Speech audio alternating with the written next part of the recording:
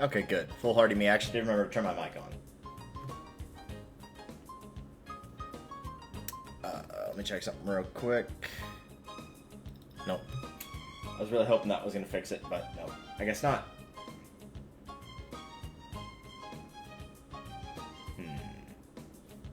Alright. Well, we'll have to leave it as is then for now. I'll figure out how to adjust that problem later. It's not going to affect the stream or anything, so we should be good to go.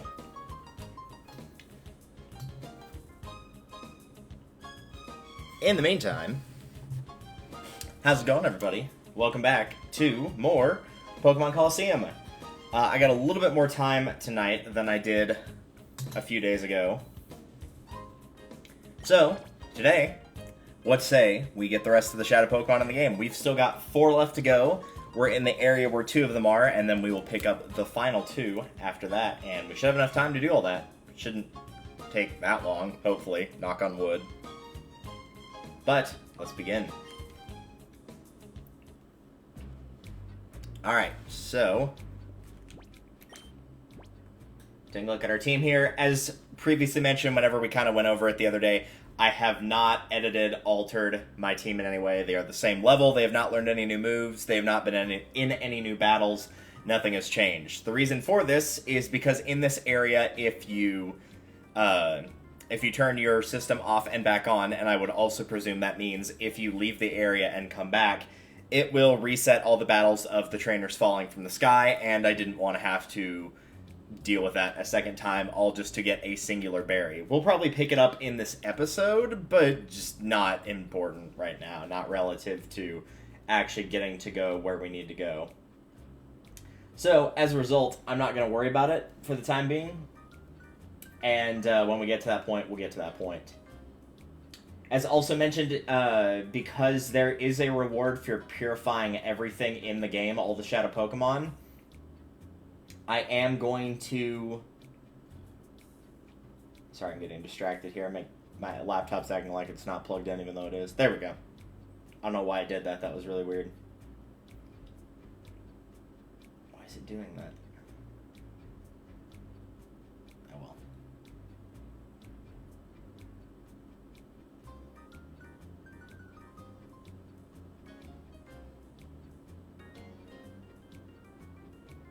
There we go.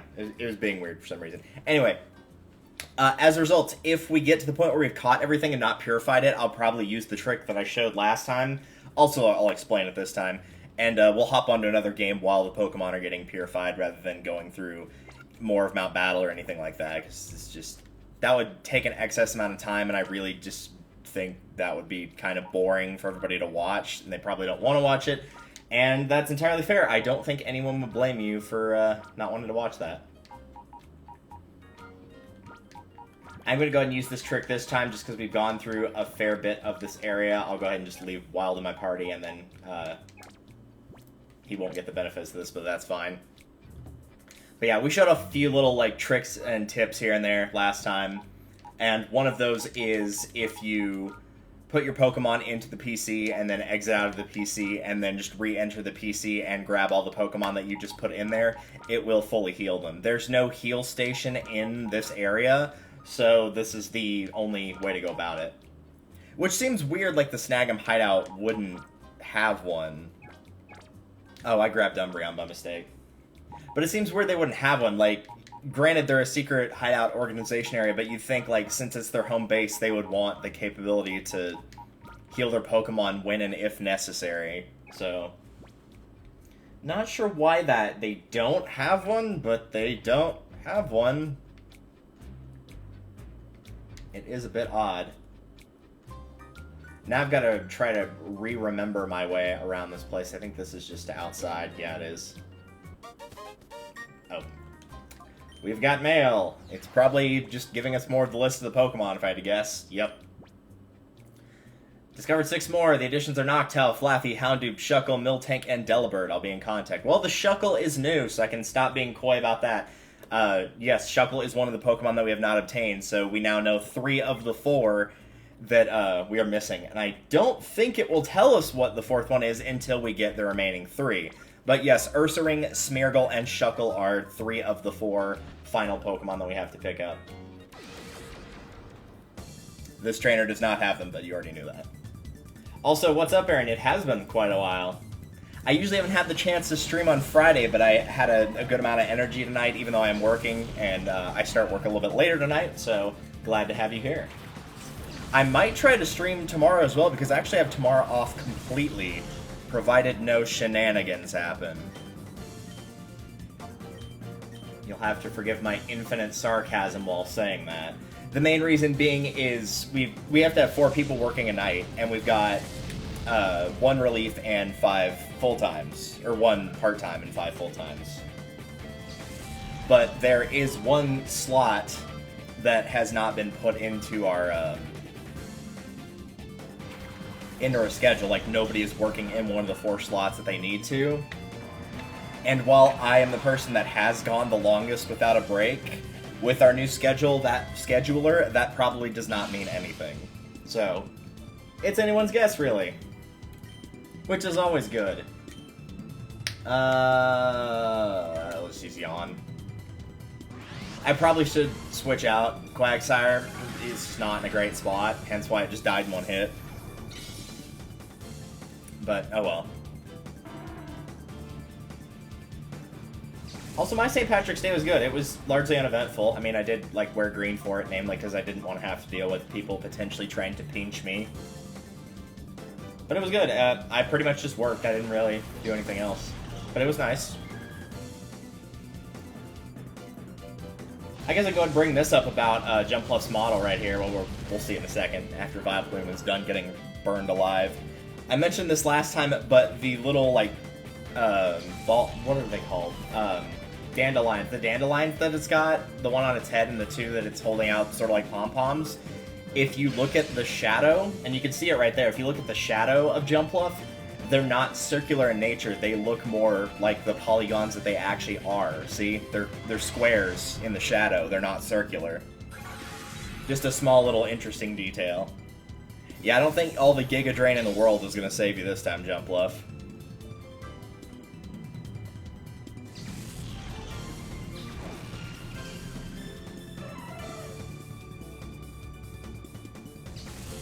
Now, if I remember correctly, where the trainers are that we need to fight are where... well, for me, Verde, whatever starter of the Shadow Pokemon that the one you chose was weak to, I believe that's where they are. You have to come here first for Verde, or Rosso, or Bluno, depending. And then after you come back to the second time, that's where they'll be.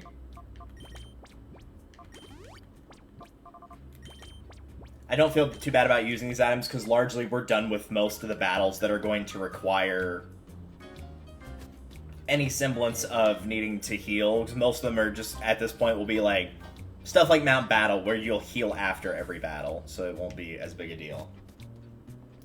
If you are following this playthrough along, you do need to fight Gonzap again, but we already did that last episode. I think I need to fight her to make her get out of the way. Or maybe she's one of the ones I'm looking for. I don't think she is, though. But I could be wrong.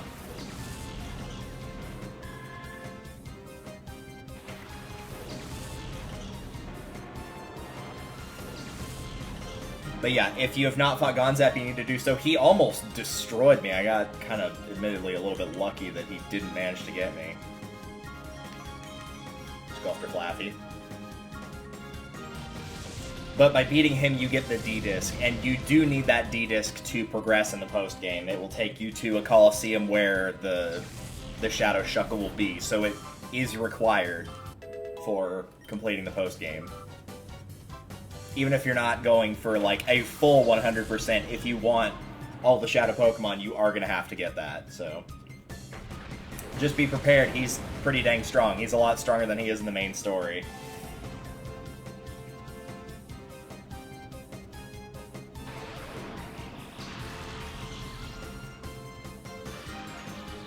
He was higher level than me, not by a lot. I think he was at about 60 from what I remember, so not like way higher than me, but he was higher level than me.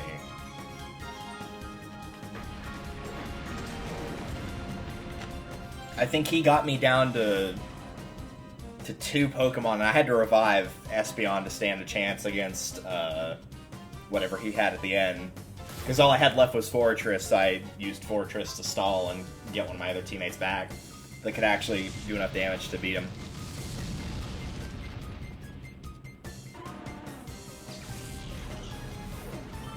But this goes to show, like, even here, they're pretty decent level, all things considered, most of them. I mean, you're looking at, like, what, low 50s here, which is still...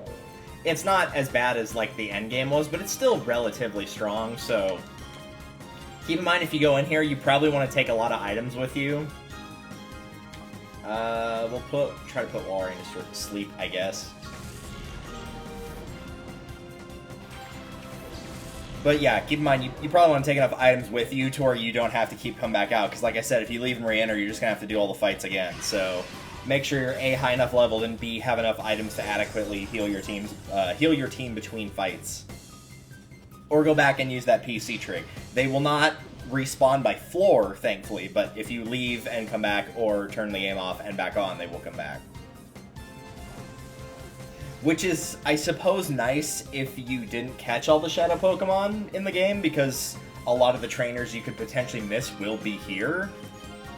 However, if you did catch everything, then it's just kind of obnoxious. And little else.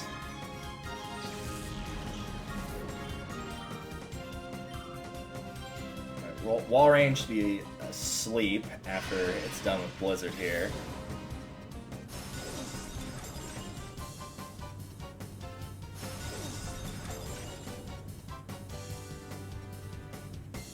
So at this point, we'll pretty much just chip it down. I'm sure Thunderbolt will be enough to get it out, though.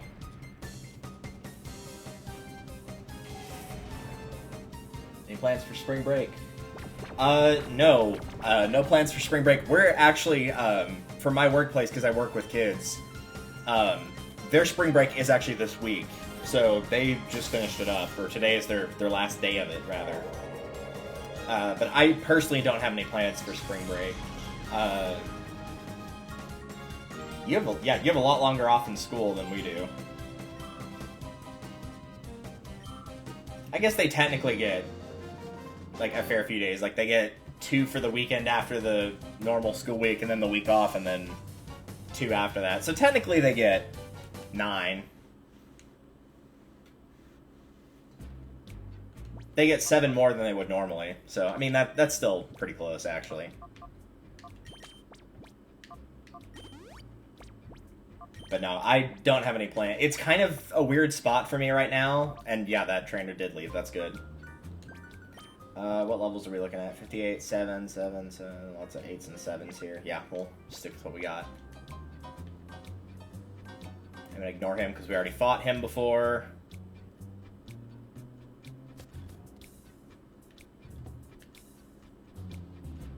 Yeah, I'm pretty sure it's these 2 trainers that have... Yeah, I didn't talk to her just then, I just walked up to her. So I'm gonna assume that this is probably her.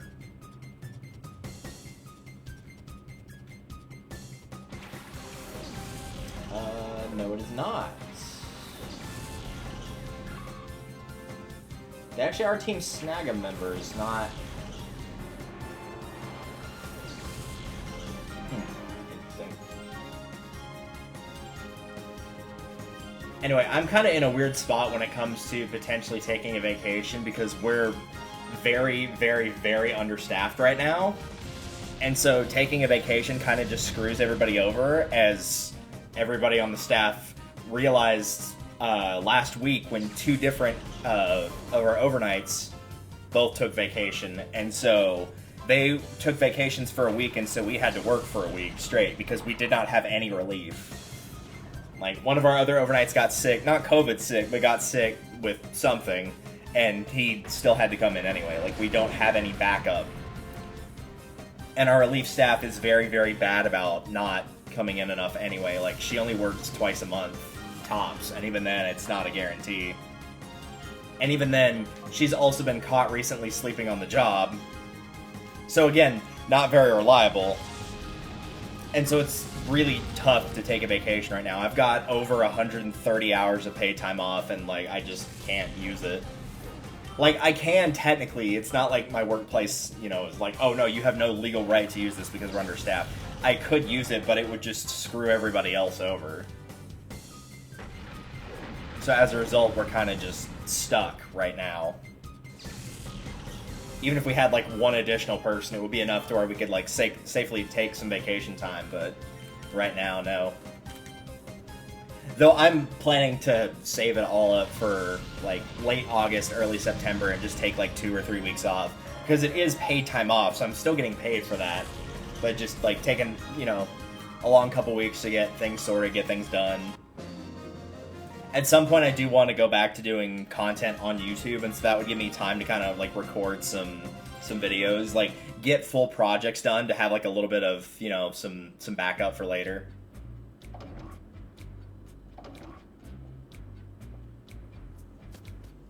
Because I do have one that's partially done right now. Not fully, but partially done. I think this is one of them. Yeah, there he is, our Lord and Savior, also known as our President, Biden. This is the guy that's got the Shadow Smeargle. I don't know which one of these is the Smeargle because he has 3 on his team. 4 on his team, my mistake.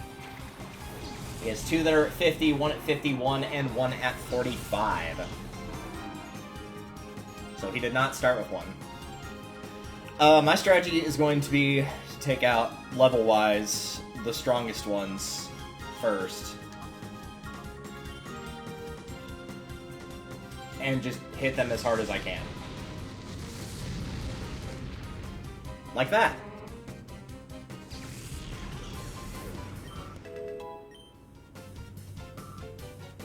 The less they can do, the better off we are. There's also not a shadow.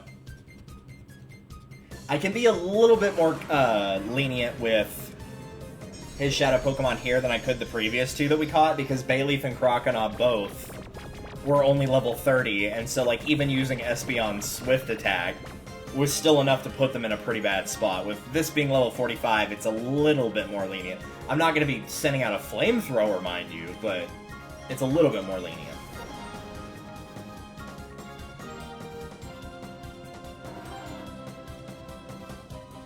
Meanwhile, Quagsire, with its 1,000-yard stare, finally woke up.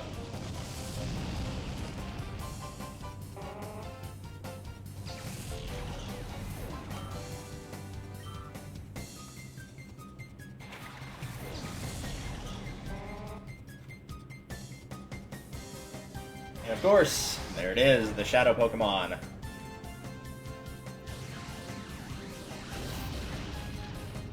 That was a critical hit. It did 30 damage. Alright, well, let's get rid of that. Let's see how much Mud Shot will do.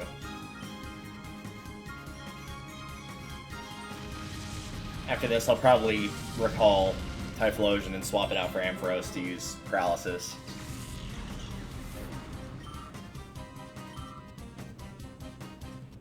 Tragically, that is a female, so I can't use Attract on it with Fortress. It won't do anything.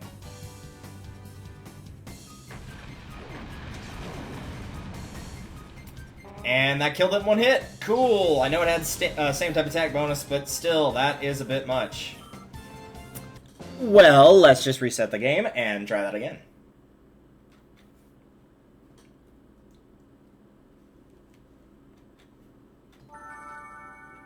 And people said Mud Shot wasn't strong.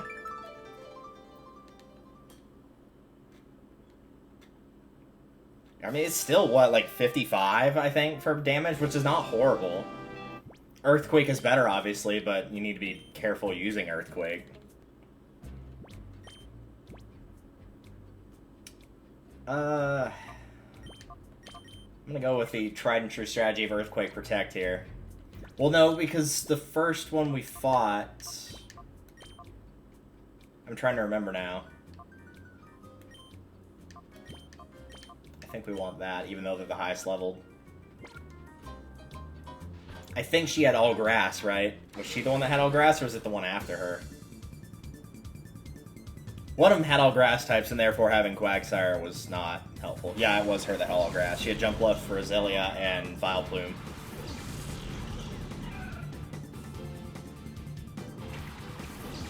Yeah, this will be way faster this time. I can knock both of those out with one hit each. Flamethrower on Jumpluff, Psychic on Roselia, and adios to half of her three-quarters. Let's try that again. 2/3 of her team. Maybe it's half. I don't think she had a fourth Pokemon, though.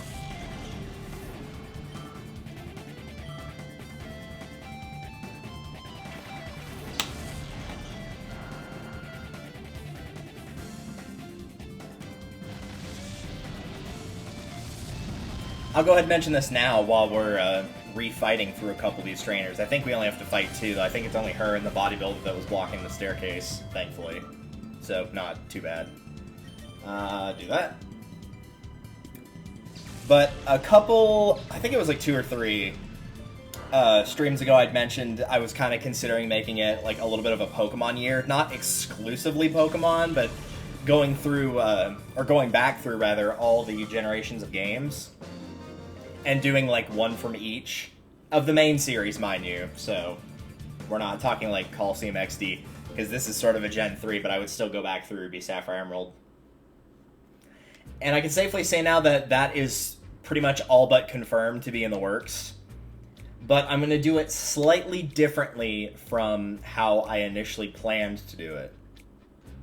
Because the initial plan to do it was play through the game and kind of do what I did here. People can use their channel points to pick half of my team. And I'm still going to do that. But one thing I'm going to change up is I'm actually going to... I should have switched out my team here. I'm actually going to make it a different type of stream that I have not done before. I messed around with this a while back. Never showed it off. Mostly because we just didn't feel like doing it at the time. But I have gotten somebody to agree to play them with me, and Icarus is actually going to be joining me for that. And bear in mind, she has not played most of the Pokemon games. The only ones that she has played are Sapphire, because I gave her my copy of Sapphire. So she's played through Sapphire completely. She's played through this game completely on stream. You can check out the archive page to watch that. And I am uploading this to the archive page, by the way. I think I put up part 1 earlier today. I've been meaning to do that, but I did finally actually start doing it today.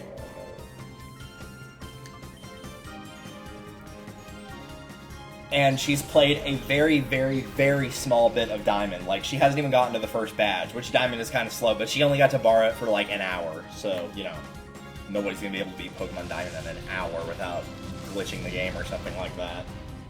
Or playing it at like 10,000 speed. As for how we're going to do some of the games, it's still a little bit in the works for some of them, but the ultimate goal for me is at some point to pick up both a DS and a 3DS capture board to be able to play them, because what we would like to be able to do, based on the recording setup, is this is being played on Wii, but I do have a GameCube that's got a Game Boy Player and the Game Boy Player CD. So I would be able to use this capture window. Wow, that is a really annoying airplane outside. Use this capture window for one, and then have one of us play on emulator for the other.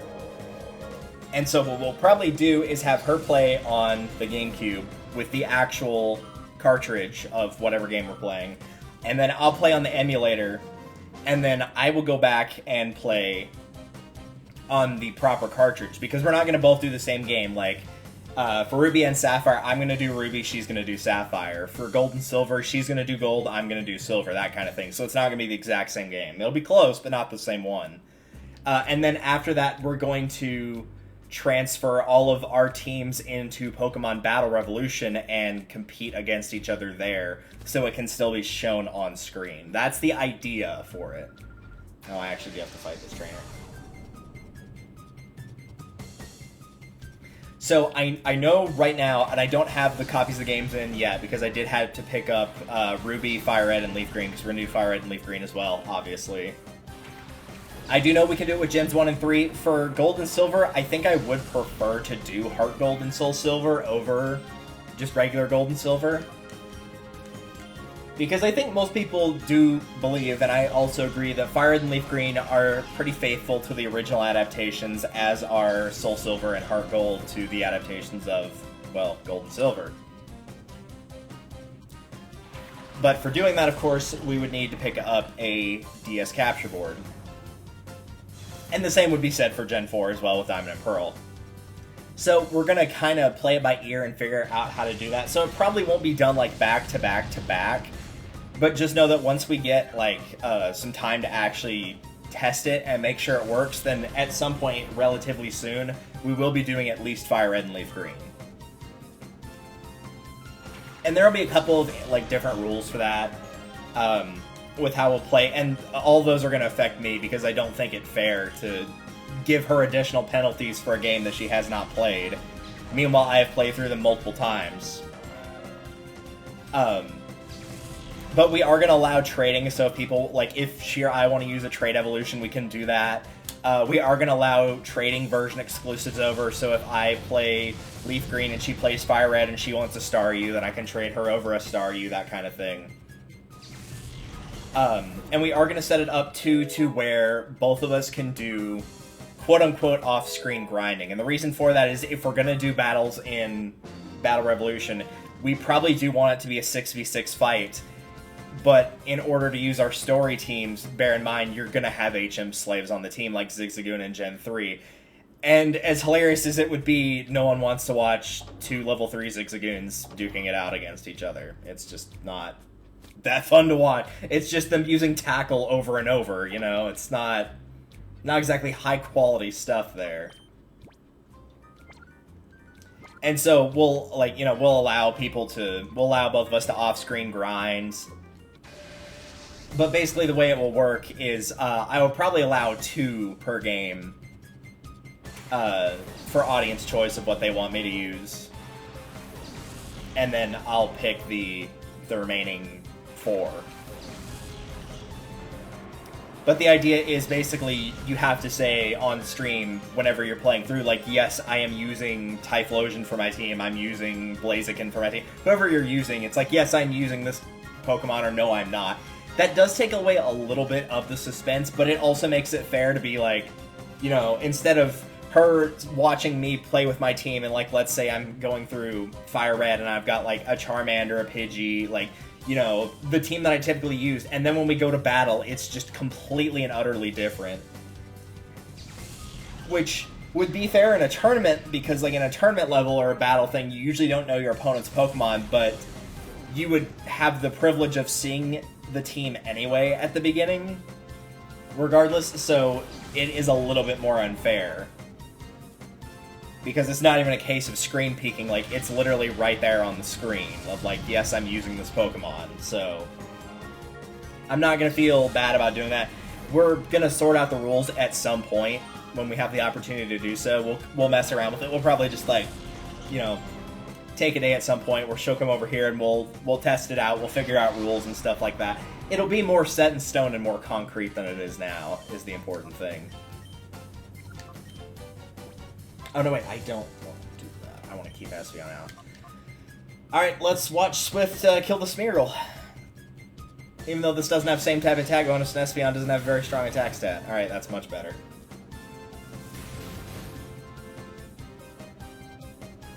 Must have a more defensive nature, because I think the higher level one took more damage.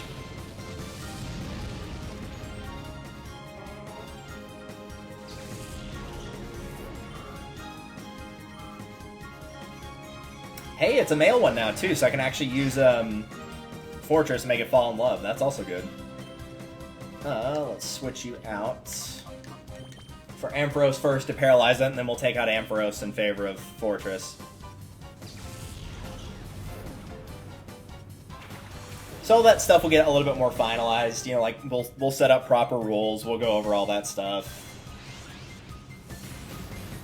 Because we want it to be, like, having the normal experience of playing it for the first time, but also have it be a little bit different of, like, my team can be altered a little bit, and also not just make it blatantly unfair of where whenever we're actually battling team v team, that I've got the clear advantage because I've played the games before, I've seen all the Pokemon before, so I'm gonna know their types, therefore I'll know their weaknesses. Like, we have to make it at least a little bit balanced, otherwise it's just gonna be me unfairly blasting through any team that she creates. Which isn't fair at all. I'd rather lose in a fair fight than win unfairly, personally. Against a bot, maybe not, but against an actual human player, yes.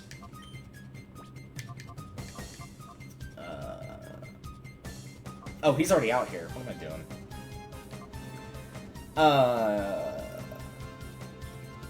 Or Fortress fall off. Let's just go ahead and start throwing Great Balls, I guess.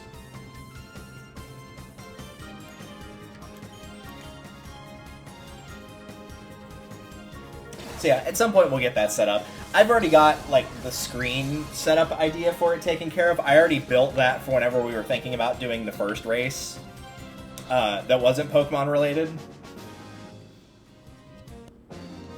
And we might still do that, so I'll keep that project quiet for now. Also, we've beaten Biden. We've done it, guys. We've won the United States of America.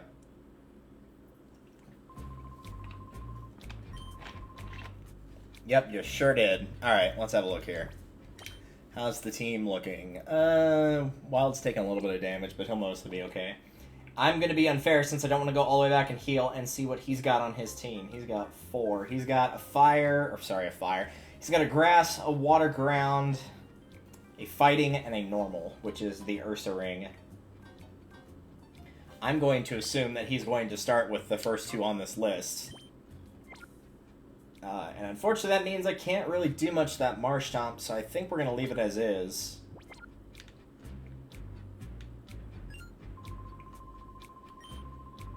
The rumors of the Snag Machine. Dude, we already have a Snag Machine. We're here to break that sucker.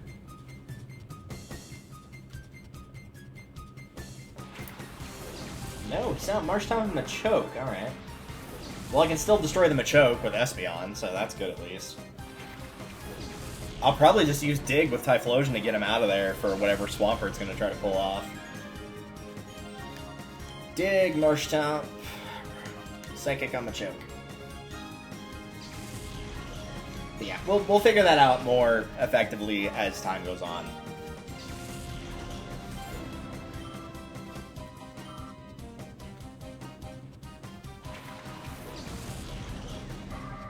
And as for, like, when we would battle teams, it would be after the main story was, like, over and done with. We're not gonna be like, oh, once one person finishes, you just have to stop right where you are. Too bad for you.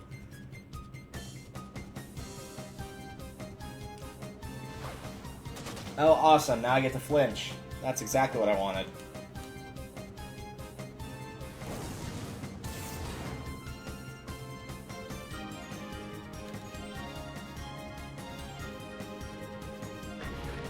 It really does look like it's throwing up based on, like, it holding its guts like it's about to be sick. It's so nasty looking.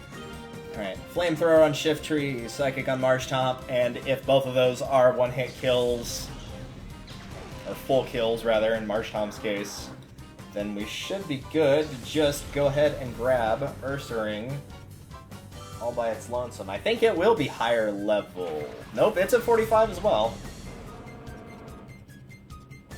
Good old Pedo Bear. Though it actually does have a very respectable attack stat from what I remember. It actually hits pretty hard physically.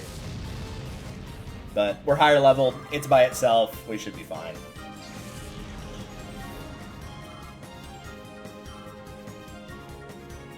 It is a female, which is unfortunate. That means I can't use Attract with Fortress. Let's go ahead and get Paralysis on it and try Swift, and we'll see how that goes.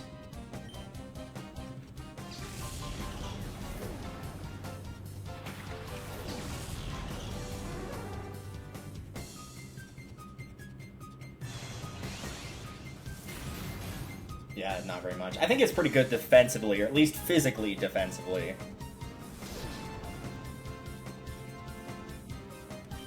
Espeon definitely has the potential to take a bit of a beating here since it's not physically very defensively strong. But with any luck, we won't have to worry about that too much.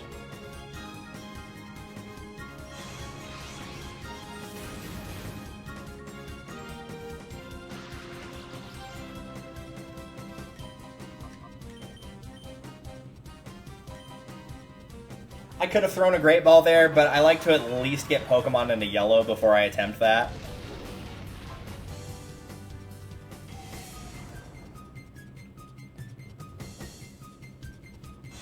Let me guess, critical. Nope, no critical. Good. I think we'll probably leave it there, because I think if it manages to get off a Shadow Rush after I hit it with Swift, it would get killed by the recoil. So, we'll leave it where it is.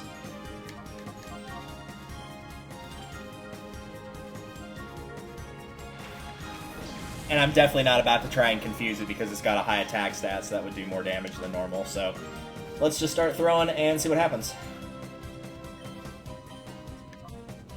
Attract won't work, and Toxic won't work. Even if it did, I wouldn't want to do it, so I'm just going to Protect. Hyper Beam would obviously kill it.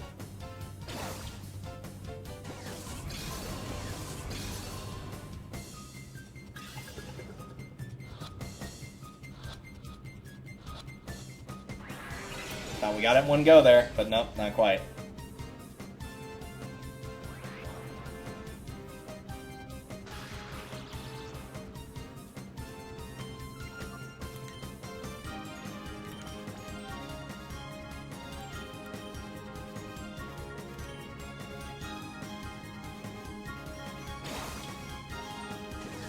I don't feel bad about using up all, even if I have to use a ton of Great Balls and Ultra Balls to catch this. This is the third to last Shadow Pokemon in the game, so like really we're good on that front. We've got like almost 40 Ultra Balls.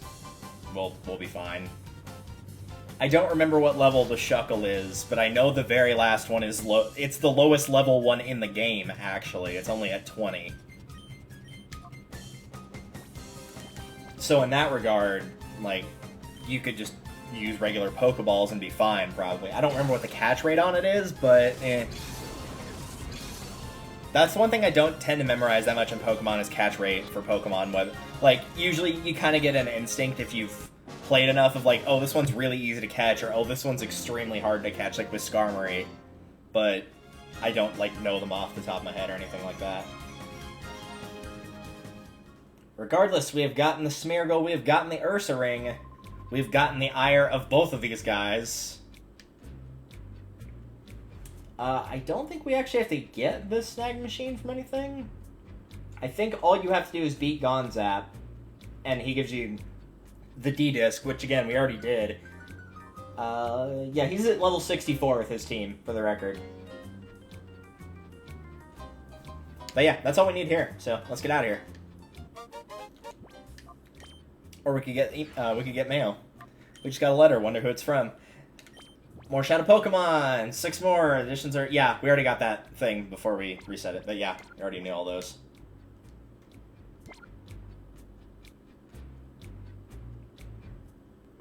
Actually, go back there real quick. I think it's probably an XD. Never mind. It won't even let me go that far. I was gonna say that there might be a treasure there, but I'm pretty sure it's an XD if it is there at all. So first things first, let's go heal, and we'll pick up the berry of the day.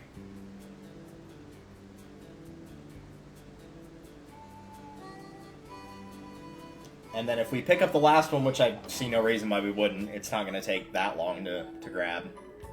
That's not where I want to go. Then we'll go and get the... I don't remember if you have to have all the other ones purified or not. I don't think you do. I think you just have to have the other Pokemon, and then you're good.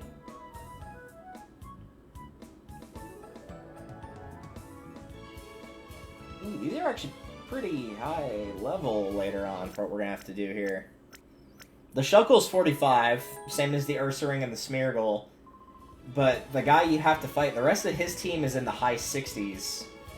In fact, one of his is at 70. So, don't be afraid to get your team up some levels. We might actually go ahead and do that. I might show off the current level. We might actually try to do the last level of Mount Battle. And I'm not going to start at floor 1. I mean, like, floors 90 through 100 to, you know, get some experience. And also you can see what the high levels of Mount Battle actually look like.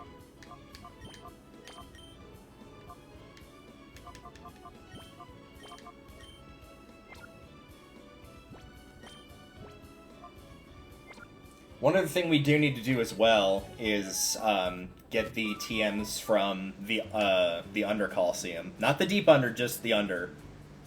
And grab Sludge Bomb for Quillfish, so it actually has a pretty strong poison move, rather than just Poison Sting. I'm still debating on whether to use that Rain Dance TM or not, or who I would use it on. Still thinking about it. What do you got? You got the Cherry Berry, that heals paralysis. Not too terribly important, but hey, we've got it, so...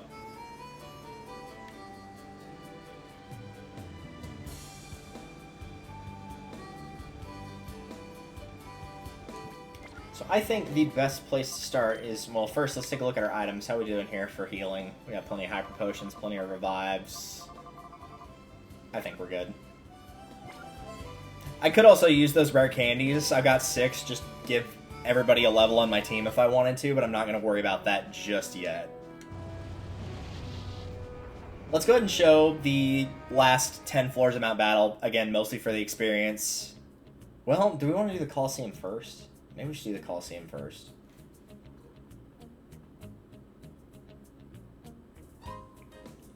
Let me take a look at the levels between Mount Battle and the Colosseum and see what we should do first here.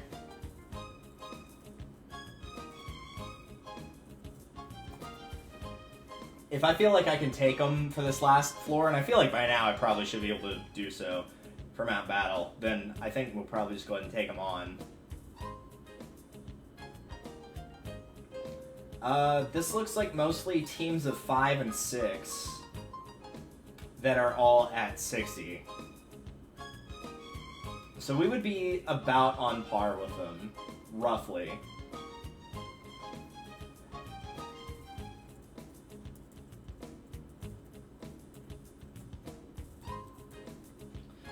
Let's take a look at the levels in Under Colosseum, and they...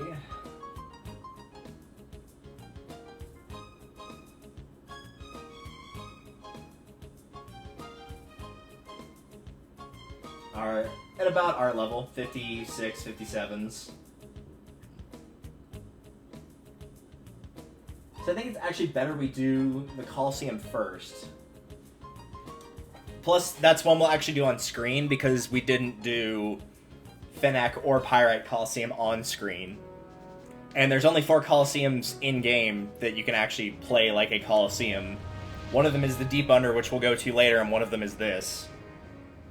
So we might as well show what it looks like. Technically in the story you do that with Pirate as well, but this will give you a better idea of what it looks like actually in the game. And you know what? I'm thinking now that I'm going to be doing 2 water types on the field at the same time, it may not be a bad idea to do this. I'm going to take a look and see what we've got here for moves. It's probably going to Quillfish, but let's just see here. Surf I'm keeping, Earthquake I'm keeping. These 2 I would consider giving up Yawn or Mud Shot.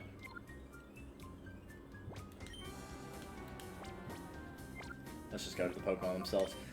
Quillfish, I could teach it temporarily, but I do want to trade out that Poison Sting for Sludge Bomb. So it's going to get replaced regardless. That would leave Surf, Hydro Pump, and Takedown.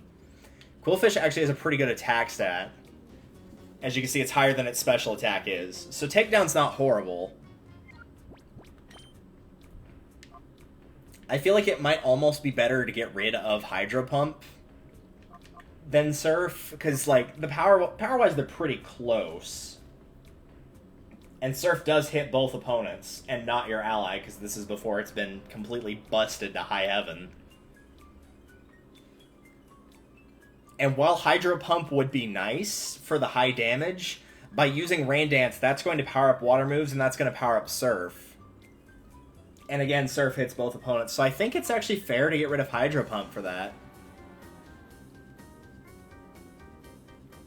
Yeah, I think I'm actually going to do that. I'm going to get rid of Hydro Pump for Rain Dance.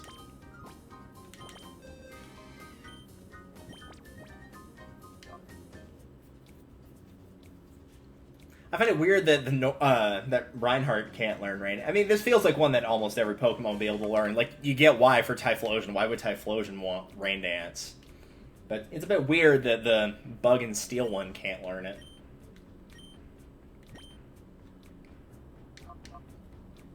Alright.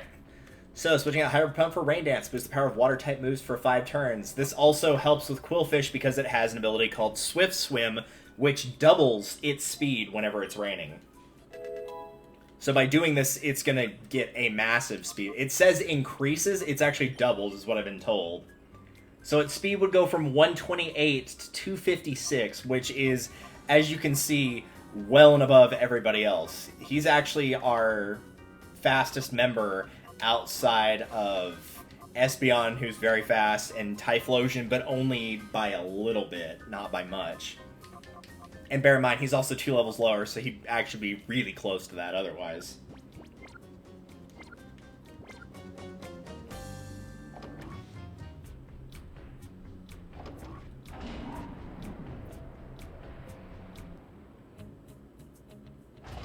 Now, I am going to be a little bit cheap here and like look through the team comps for each set so I can set up to where these won't take as much time, because otherwise it will take a fair bit of time. And I can see with this first set, we've got mostly water types in here. Everybody has at least 2 water types on their team, and they have teams of either 3 or 4.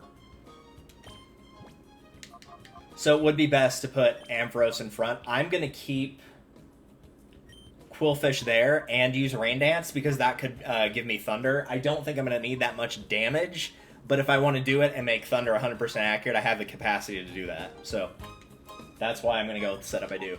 I will change it between Colosseum matches because it's very likely that the types of the Pokemon are going to change. But for this first one, that's what I'm going to choose, and that's why I'm going to choose it.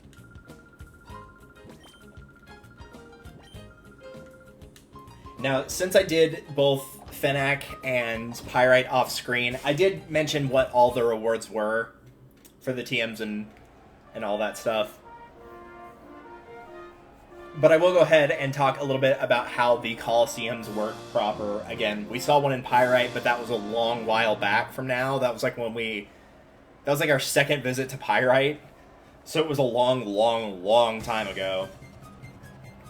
So the way this works is it pretty much functions like, I'm not going to say the Elite Four in terms of difficulty, but in terms of how the battles work is largely the same. The only difference is it's double battles instead of single. I'm just going to use Thunderbolt for the time being and Rain Dance for Quillfish. So the way this works is you do get healed after every single battle, including if your Pokemon faints. They will come back to life, they will come back with full health, they'll come back with full PP. You are not allowed, however, to change your team order.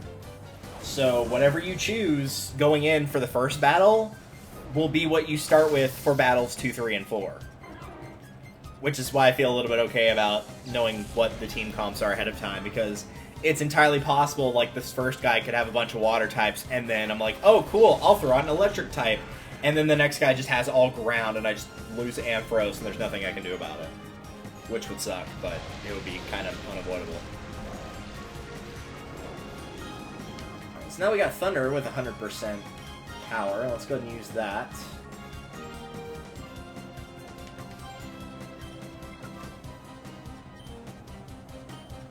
Poison Sting, I guess. Don't really have a preference here.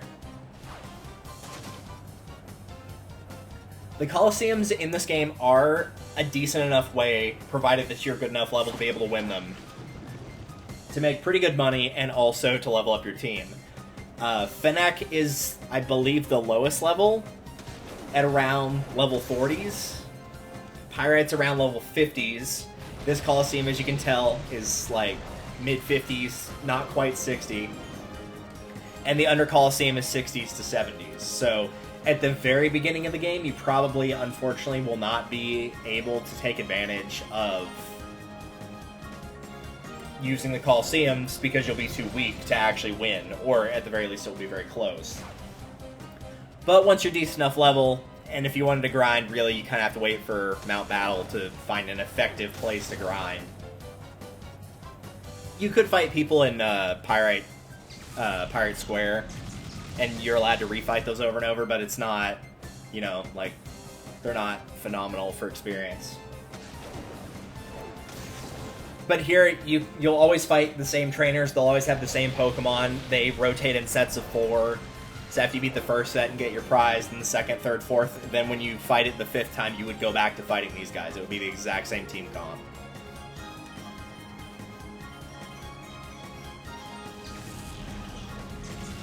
But it is also pretty good for making money. You usually make a fair bit out of this, a couple thousand Pokedollars. So you're making roughly 1,000 per battle, which is roughly on par, a little bit less, but roughly on par with what you would make from most of the Cypher peons, usually most of which you cannot refight after you've beaten them. Maybe like one other time to get another chance at their Shadow Pokemon, but largely you don't get a chance to beat them. Just bear in mind, you're not going to see a cent of that money unless you actually win. You don't have to bet any money for this, you do get it, but you have to win the whole thing as well. And of course, if you win it on one of your first, like each of your 4 tries, you will also get TMs for it as well. After you've gotten those 4 TMs, you're not going to be able to get them again, you're not going to get any new ones, but this is a way to pick up a fair few TMs in this game, since that would be a total of 16 of them. Some of them are not phenomenal, but some of them are admittedly pretty good, so it's kind of a case of using your best judgment for if you think they're worth it or not. I did mention them a while back when I did them off camera, but for the record, for Under Colosseum, for beating it the first time,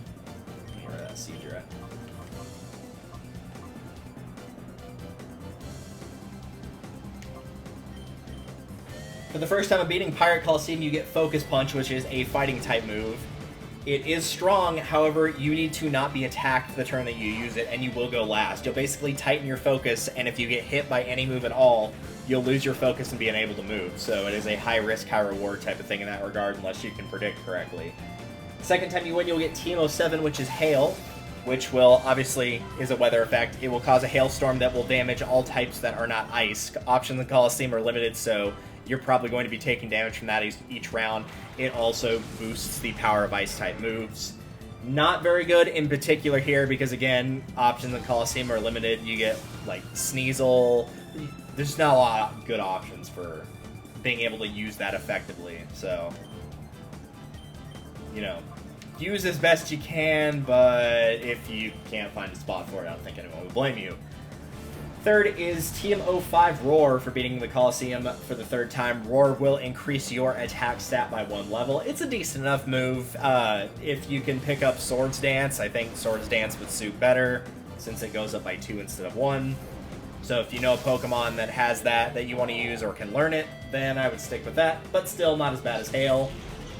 And for winning the 4th time, you get Tm31, which is Brick Break, which is probably worth going through the Colosseum 4 times. It is a very strong fighting move. It can break through barriers such as Light Screen and Reflect. It is a very, very good fighting type move. So if you do not have a fighting type move on your team, or you have a fighting Pokemon that doesn't have a strong fighting type move, would definitely consider using Brick Break on your team. It is a phenomenal move. In Fennec Colosseum, your first win will net you Tm18 Rain Dance. You've already seen what that is and what it can do. It will increase the power of Water-type moves, decrease the power of Fire-type moves. It can be used in conjunction with Quillfish's Swift Swim. If you've got something that can raise its speed and rain, it's good for that. Very good if you like to run a water-based team, or at the very least will not take the negative effects of having Rain Dance be around. Unlike Hail, your Pokemon don't take any damage from that, which is good. So it is better in that regard. Beating it the 2nd time will give you Tm11, which is Sunny Day. As you can guess, that's kind of the opposite of that. It will raise the power of Fire-type moves, weaken the power of Water-type moves. Any Pokemon that has Chlorophyll raises speed and Sunshine will be the same thing as Swift Swim, only with that. It will enable abilities like Solar Beam to not have to take a turn to charge, so it is very good in that regard as well. Also the music change, that's kind of cool. So very good if you like having a team like that. If you're running a team of a lot of grass types and a lot of fire types, this is probably your weather effect of choice. Beating Fennec the 3rd time will give you Tm19 Giga Drain, which is a stronger version of Absorb and Mega Drain that is a grass type move. Definitely at the time, pretty much the best you could hope for in the absorb area of grass moves of stealing health and getting it for yourself. So, if you want one of those, that's going to be your best option. Not the best grass move out there in the entire world, but still, you could do worse. And lastly, for your fourth attempt, you get Tm05, which is Solar Beam. It takes a turn to charge normally, unless you're under the effect of Sunny Day. Take down. I'm crazy, I think. So you can pair that really well with Sunny Day, since you get both of those there for your second and fourth wins. Very good grass type move, can be used very effectively if played in the right way, is absolutely a phenomenal attack to have on your team. But it could also very much be not your thing, so it kind of depends. I'd say it's worth playing for, if nothing else, on that one. If not the weather effects, which I can understand, a lot of people don't like using weather effects for the team, that's fair. I'd say it's fair enough to play through the third one for Giga Drain, or the fourth time for Solar Beam. Even if you don't have a specific grass-type user on your team, if you need a grass-type move, those are both pretty good options, all things considered. You could certainly do a lot worse. So now, you know what I know. Or maybe you already did know that. I don't know. I don't know what you know, therefore I could not possibly say you know what I know, because I don't know what you know. You know? I'm impressed I got that right without actually messing it up.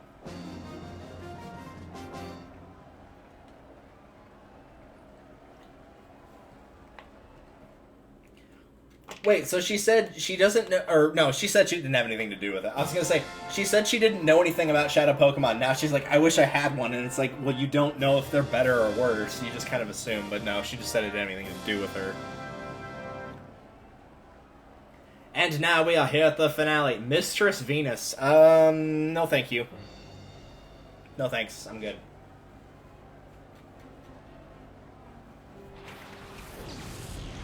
I mean, I have no problem with anybody that has any problem with the Master Mistress dynamics, but Venus doesn't do it for me. Sorry.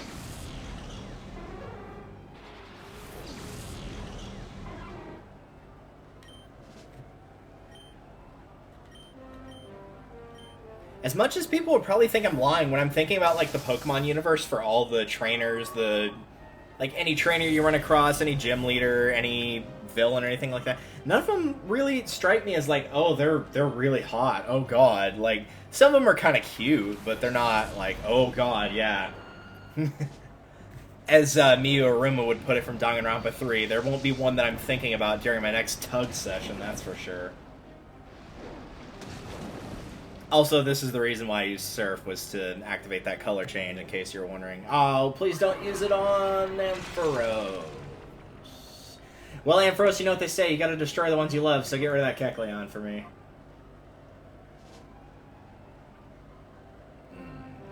Yeah, go ahead. Might as well. The enemy trainer's wearing a hat, she'll be fine. She can keep her hair dry. It's all good. Okay, good. I had a bad feeling for some reason that that wasn't going to be quite enough to eliminate that Kecleon, but thankfully it was. Oh look, Capito! Everybody's favorite.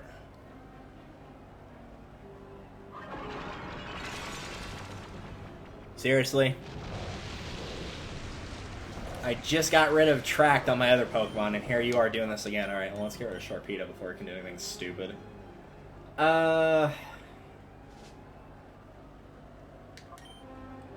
Yeah.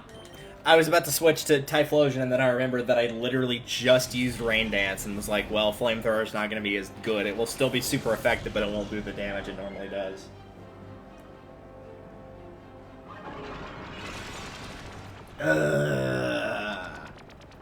Well, she did say Mistress Venus. I guess this probably should have given away that this was her strategy, huh?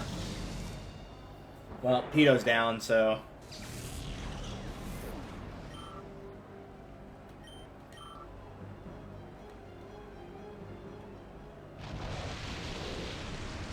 don't be too upset that your stun spore missed. You would have gotten stunned right back thanks to Synchronize, so...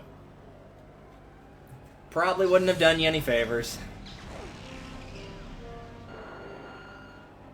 I will say, I do like how this Colosseum really, all the Colosseums in this game actually genuinely look really cool.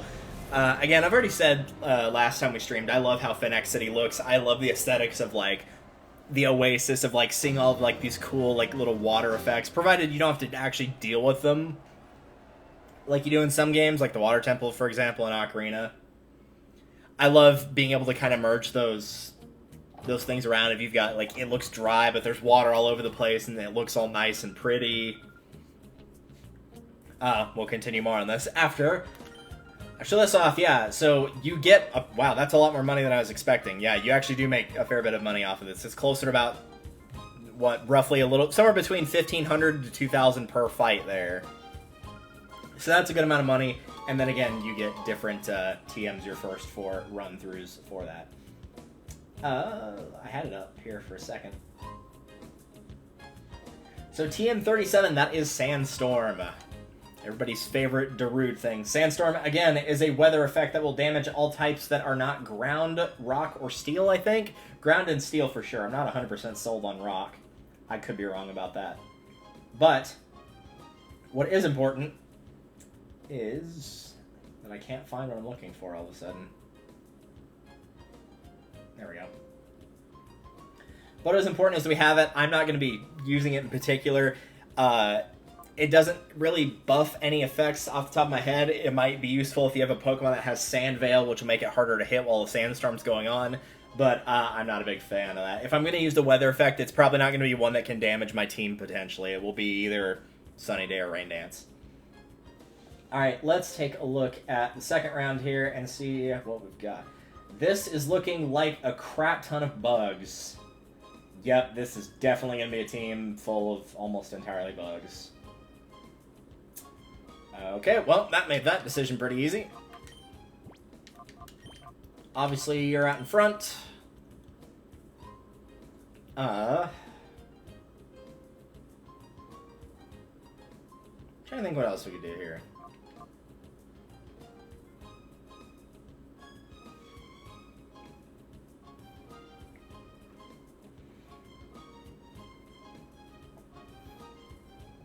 Let me take a look here. What is Bug weak to?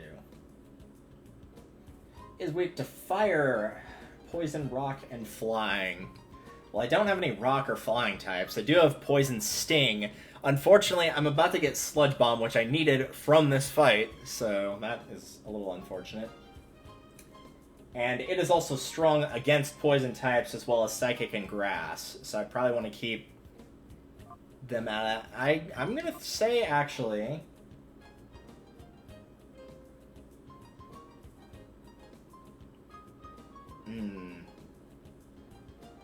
I don't really have a good pick here. I think I'm going to say Quagsire, even though Ground isn't effective, and I don't want to be doing anything, like, super crazy 40 chess level of intelligent. But I'm going to pick Quagsire quite literally because it's the lowest level in the team right now. And that's the reason I picked it. And no other reason. There is not a single other decision that went into that. It was pure laziness and nothing more. Anyway, going back to the previous topic as we're going through these, because this is, you know, like, it's cool to watch these and see how they work, but, you know, if you watch one battle, you kind of get the idea. Just be thankful it's battles that have 4 trainers with 3, sometimes 4 Pokemon, as opposed to 6 trainers or 8 trainers with 6 Pokemon, because it could be a lot longer. But I do like how Pirate looks as well. It's probably my least favorite looking of the Colosseums, though I don't remember what the Deep Under looks like off the top of my head. But compared to this one and Fennec, it's not my favorite. But I do like the idea of it being, like, indoors, but you can still see outside because all the cracks and stuff. But it also extremely makes me think of... It extremely makes me think of, like, a really hot area. I've been to enough family reunions that they rent their place from, like, the single hottest building with no AC in the middle of Texas, and it's during August. And that's what it reminds me of. Like, it'd be really, really hot in there. So, even with the fans going, they're not going at very high power, and it's not going to be enough between the heat and then all the body heat people are exuding. It's just going to be kind of hot in there. But it looks cool that you can see from the outside, because usually... Colosseums are like a domed area, so you can't see outside of it. You can, like, you know, actually see a little bit of the sky, maybe potentially a mountain, something like that. So that part of it's kind of cool. Good, you missed. Didn't want to have to deal with being confused. And then here you've got like all these different signs. They're in Japanese. You got a lot of people waving, putting their hands up, getting down with their bad selves. It looks like a little dark and edgy, but not dark and edgy enough to where like, oh, this is like some illegal arena that's been going on. It's like, the area itself is illegal, but having Pokemon battles in Colosseums aren't because, like, hello, you've got Fnac and Pyrite doing it, so obviously it's totally fine. But it's still, it looks a lot different. It's a little bit more of, like, you can kind of tell this is underground, even if you didn't know where it was in the world. You just kind of get the feeling like, yeah, this kind of seems like it's underground. I've always thought that was really cool.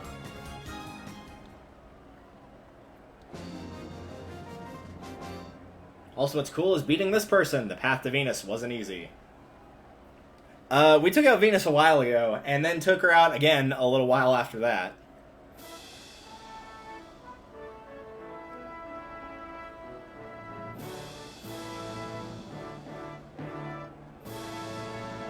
It's amazing how, like, 90% of the trainers that you fight are ones of, like, whenever you first come here, if you could possibly run into them, they're like, yeah, it's all about Venus. She's, like, the toughest trainer out there. She's the toughest one we know. And then when she gets beat and you fight these guys in the Colosseum, they're like, oh, you managed to take out Venus? She was a nobody. I'm way tougher than that. Like, yeah, right, you were adoring her for how powerful she was, but man, the minute she loses once, all of a sudden, just everybody turns on her.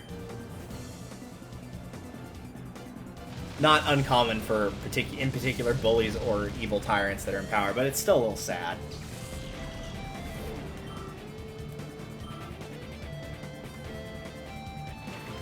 Illumise!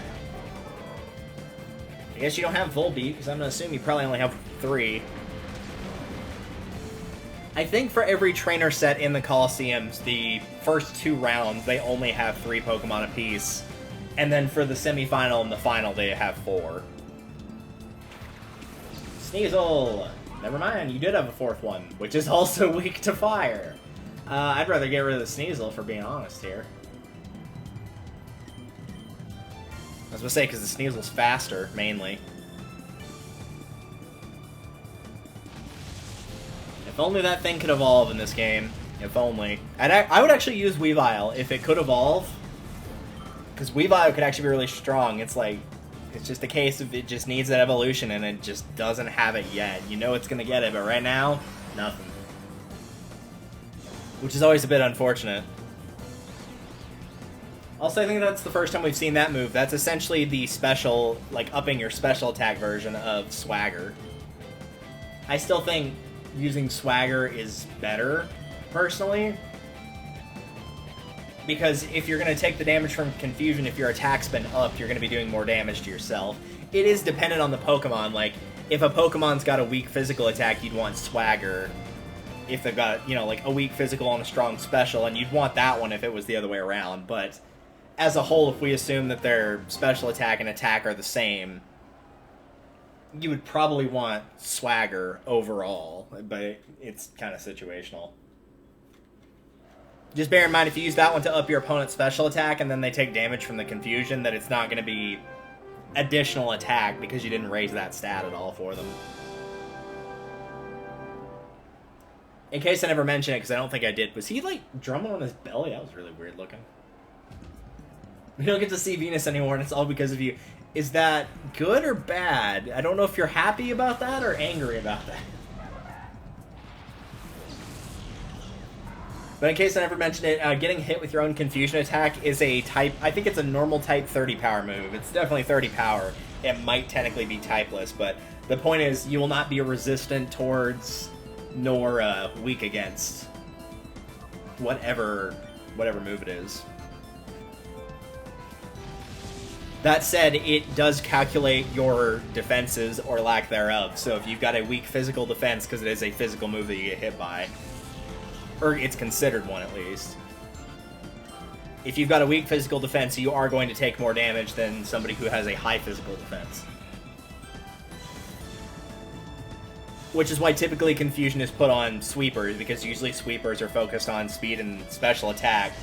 By upping their special attack, or by upping their physical attack, it's not going to help if their attacks go through because they're attacking with the specials, and if it doesn't go through and they take damage from the Confusion, they're going to take more damage than they normally would, so...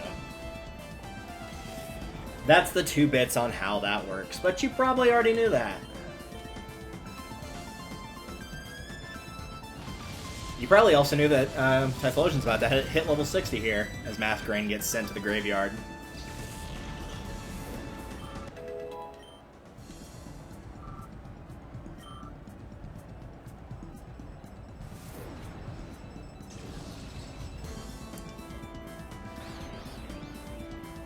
Maybe at some point I'll just take a night at work while I'm on break and watch some Yu-Gi-Oh!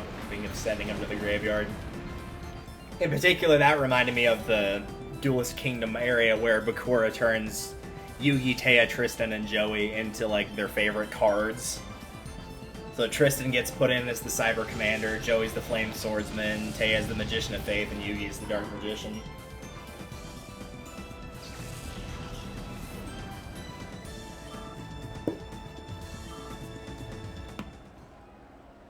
That was also a duel that just went to show how OP trap cards could potentially be.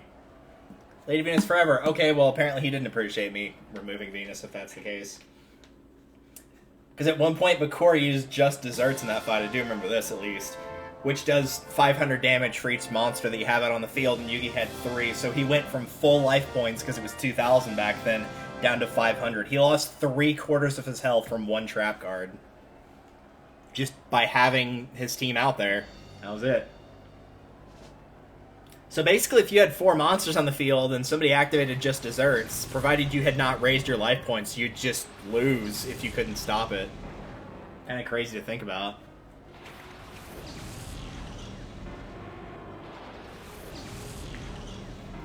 Right. Obviously, Flamethrower on Fortress, since it's got good good physical defense, not amazing special defense, and it's 4x weak to Flamethrower. That should be plenty to get rid of it, sure enough.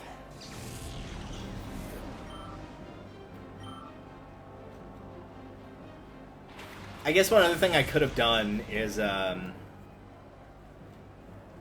could have put the experience share on before doing these Colosseum fights, or at least this round for Quagsire, but it's fine.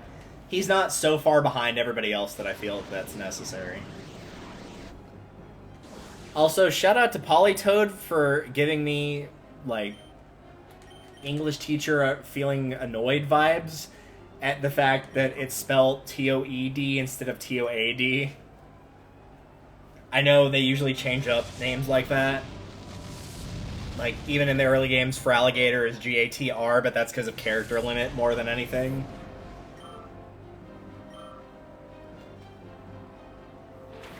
But the fact it looks more like toad as in, like, the toes on your foot, and then D, but, like, I'm pretty sure you can't make toad a verb. It'd be like if you stub your toe on something, like, yeah, I accidentally toed the side of the bookshelf there.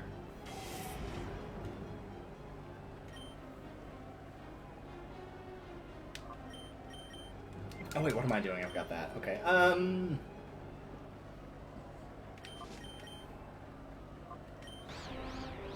Oh, I didn't realize he'd gotten confused. Well, now I'm really glad I didn't use Dig, because there's very low chance that would have actually gone through. Good old Fire Spin. Of course, I wasn't planning on taking Quagsire to the fight anyway.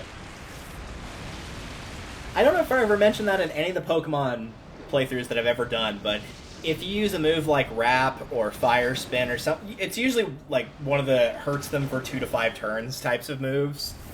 You actually can't switch them out at all unless you wait for that effect to wear off, or use something like Rapid Spin that's specifically designed to get rid of that.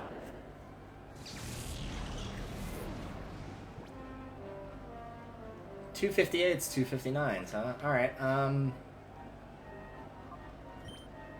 I'll go with Ampharos then. Just get rid of Politoed.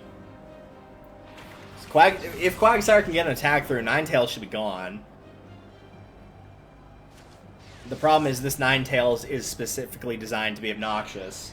It's got a move that prevents you from switching out, a move that confuses you with 100% accuracy. Like, this is not a high damage. This is not a high damage. I mean, it might have Flamethrower, but if it has, it hasn't used it.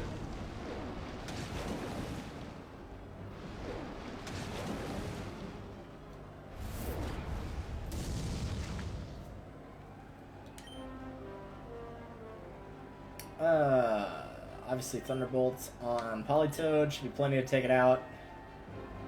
And Surf.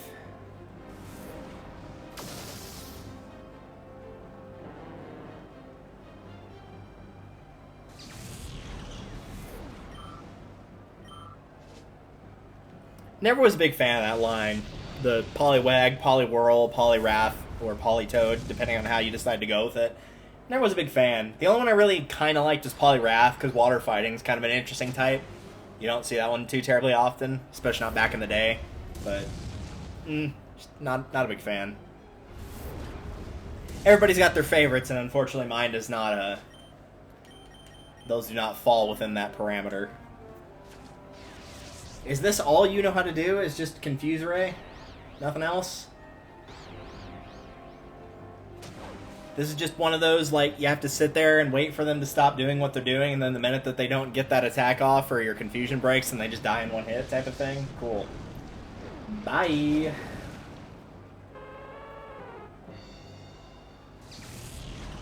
I was always a Growlithe person anyway. If I had to pick between one of those two, I'd take Growlithe over Vulpix any day. I'm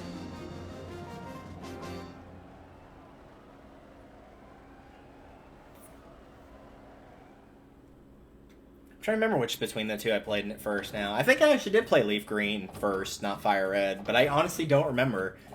I know for all the other gens, like I definitely played Silver before Gold. 80-40, that's even more this time. And there's the Sludge Bomb I was looking for, which I'm immediately going to teach.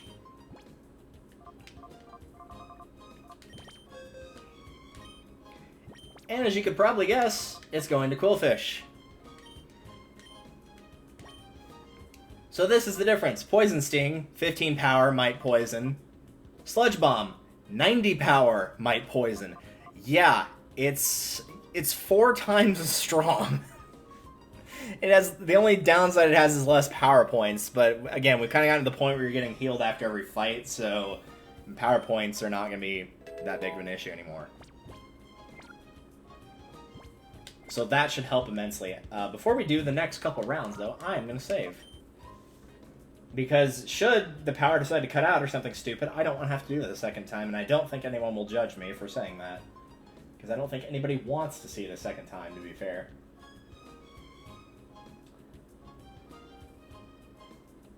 That's not the window I want open.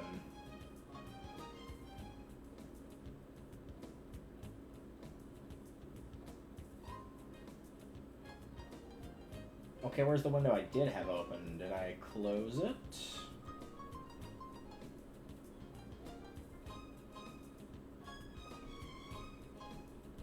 Oh, I see what I did there.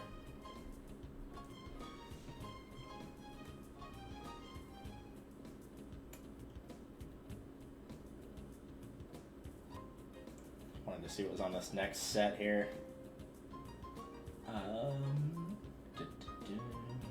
Okay, there's the one right there. Yeah, it even says on the page here, defeating all the trainers earns the player $79.60 for that. We got more than that. We had over 8,000 on our money, so maybe it's just a relative gap there. This looks like, yep, sure enough, this is a bunch of poison types. Yeah, everybody has at least half their team is poison. Some darks, some fightings, a couple other things there, but mostly poison. And since I don't know my typing very well, because I'm a freaking idiot, I know Psychic is good against it.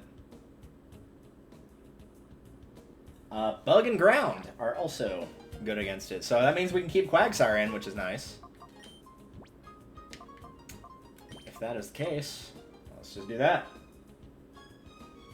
And it takes half damage from fighting, which we don't have, grass, which we don't have, and poison, which we have a little bit of, but it's probably not coming up. But of course, it's not going to be weak to its own type. That's usually not the case unless there's a subtype. It is strong against bug and grass, which I have a bug, but he's fine where he is. He can just chill out there. Alright. Round 3. It's been nice not having to deal with Rui. That's mean. It's true, though.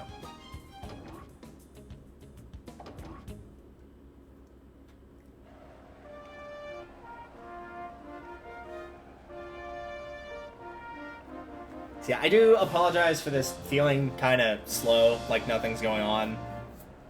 And unfortunately, because the shadow Pokemon that we need to pick up is in the deep Under Colosseum, we're basically going to be doing this again in a different Colosseum area.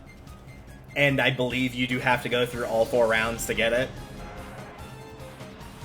And I know it's not a Let's Play, so like I could do stuff off screen, but this gives you a bit of an idea of how this works. And since I cut half of them out as is, I feel okay with doing this. That needs to go, and we'll do that.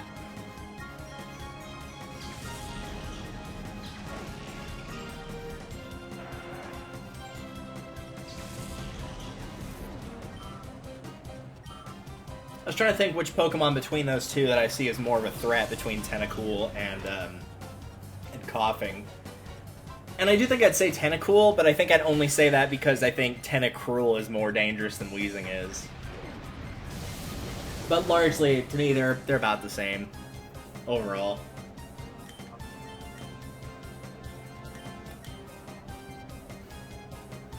Because I think that Dustox actually still takes damage from ground moves, even though it's flying and it's... Like, I didn't remember if Coughing / Weezing has Levitate, but I'm pretty sure the Dustox actually doesn't, because it's bug poison.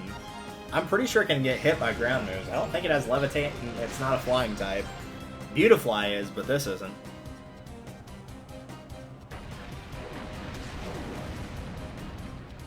Of course, it took normal damage because it's got a resistance and a weakness, so evened out. But still, not much of a difference. Pretty much, Espeon's going to be one-shotting everything it attacks, provided the attack connects. So if Quagstar wants the experience, all it has to do is stand there and not die.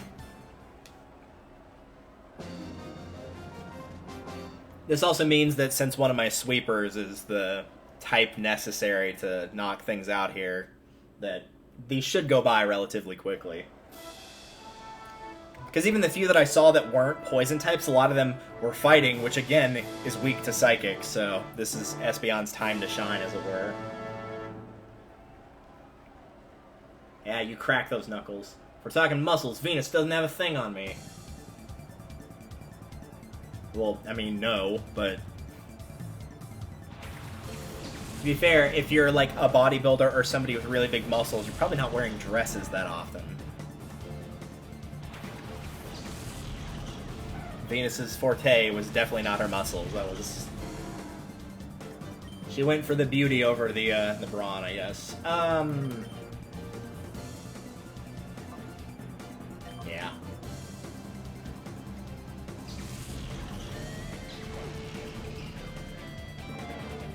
Technically, Machoke's probably the bigger threat, but Gloom can do status effects like putting me to sleep or paralyzing me, stuff like that. So, go with my gut. Gee, wonder who that could be targeted at. Oh, what a surprise, it was Espeon.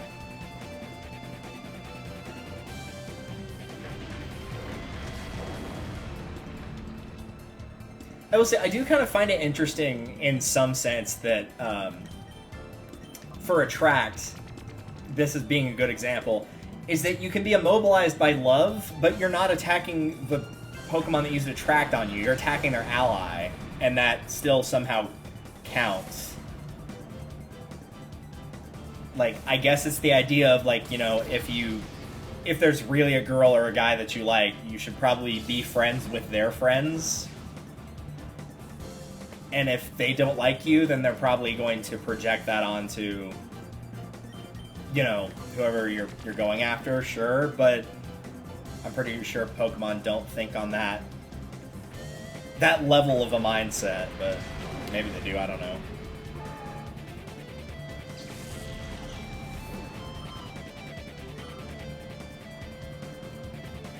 Alright, so now with that gone, Grimer has got no luck here.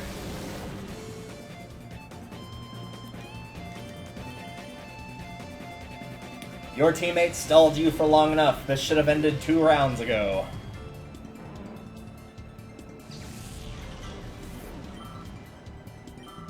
All the defense in the world won't save you from my Espeon.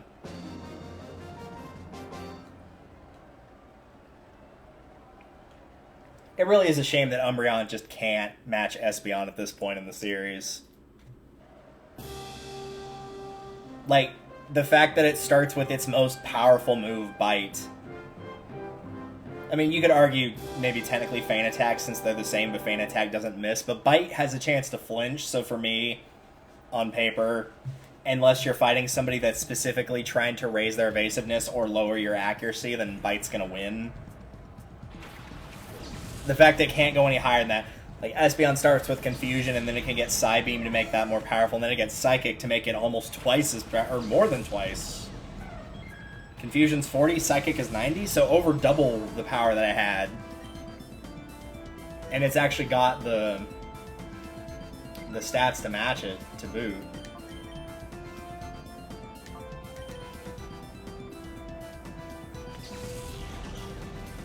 To me, it's just unfortunate that it's not close, because at this point, there's 5 Evolutions, and 2 of them are kind of useless between Umbreon and Flareon. Umbreon's a little better, because at least it can serve as a tank/wall. It's not the best in the game, but, like, it's usually not going to die in one hit from anything unless it gets criticaled, unluckily, or it's way too low level, but if it and the attacker are on even playing field, it's probably not going to die in one hit, no matter what it gets hit with.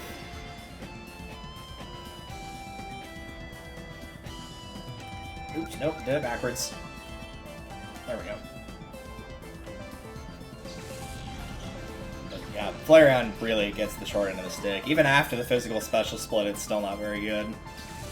It can't match the speed and effectiveness of Jolteon, particularly in this game where you could always stand to have something that could paralyze with Thunder Wave.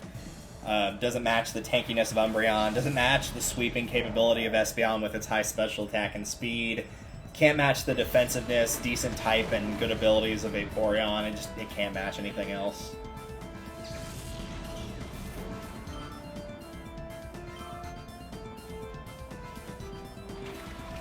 If I decide to do XD anytime in the near future, which I probably won't, just because we're going through the Pokemon through the ages type thing semi-soon, maybe I'll try using one though. Because I think of, at least of all the first 5 evolutions, Vaporeon's the only one that I've never tried using. I did try to use Flareon because everyone's like, yeah, Flareon's horrible. I'm like, alright, let's see how bad it is. But Vaporeon's kind of middle of the road for me, and I don't tend to play defensively very much. I tend to play offensively, like, very heavily. Typically special, but I'm coming around to physical offense, like with Zangoose, for example. So I'm slowly coming around.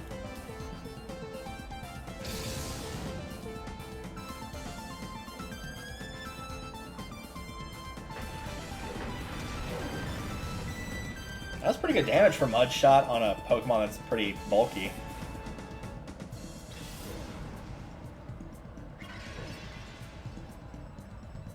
And down it goes. Button mash for the win.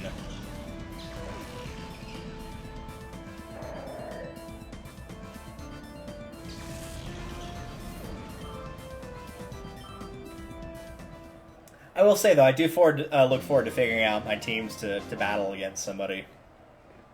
I've got a couple in mind that I really want to do.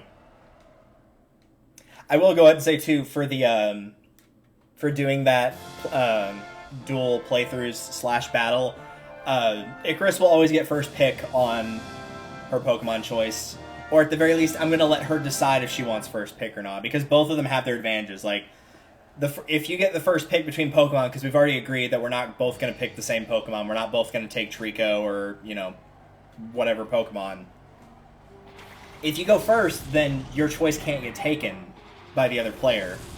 But if you go second, then you can also just choose the Pokemon that's strong against the other starter that they picked. If they picked water, you can pick grass, etc. So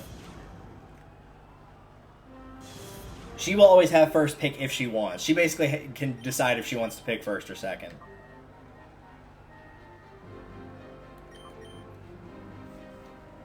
I get the feeling she'll probably pick first every time, but I don't know that for a fact, so I will not speak for her in that regard. I know for most new players, if they get that option, they're typically going to pick first, though. And if we're being honest, picking second, in my case, probably is the advantage, because I know what the starters specialize in, I know what I like, and in most cases of the Pokemon games, there's usually one that I'll never pick, but the other two I will pick between, and so even if one of my options gets taken, I'll just take the other one.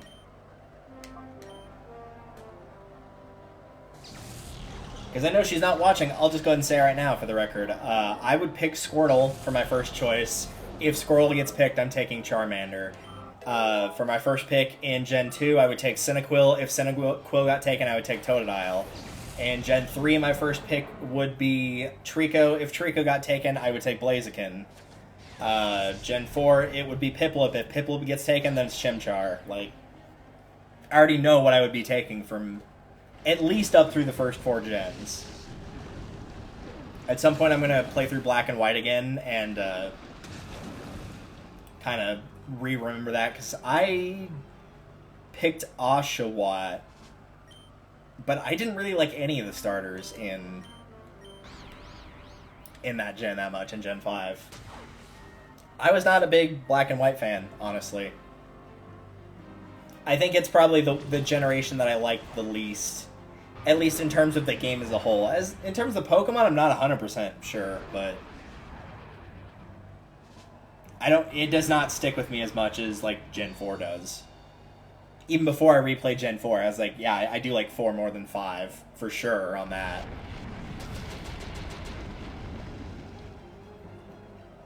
And I can safely say it's not really nostalgia talking either, because, like, I liked some of the later gens. I like X and Y, I like Sword and Shield, I just didn't care for Black and White that much.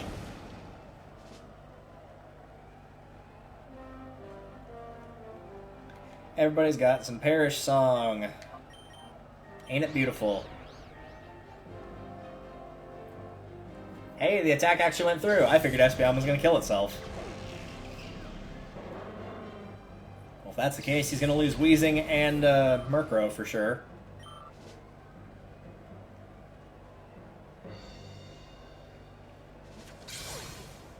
I actually appreciate you doing that, because that means if somebody's close to a level on my team, I can just look at them, throw them out, and Quagsire will finish off whoever it is.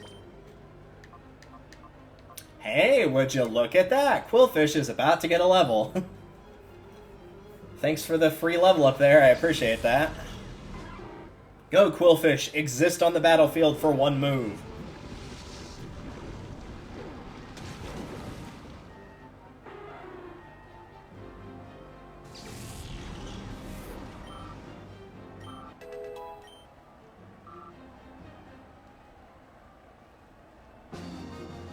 And I believe that was Battle 3, was it not? It was at least 2, so this is either the semifinal or final. Nope, that was the final. Okay, cool. I'm keeping track of what's going on.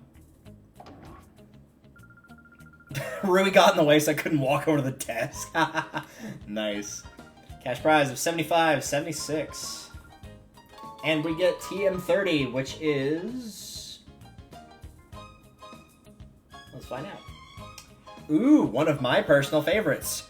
Shadow Ball. Shadow Ball is incredibly good. I'm considering using that. Who all can learn that? Espeon can, I'm sure. Quillfish can, huh?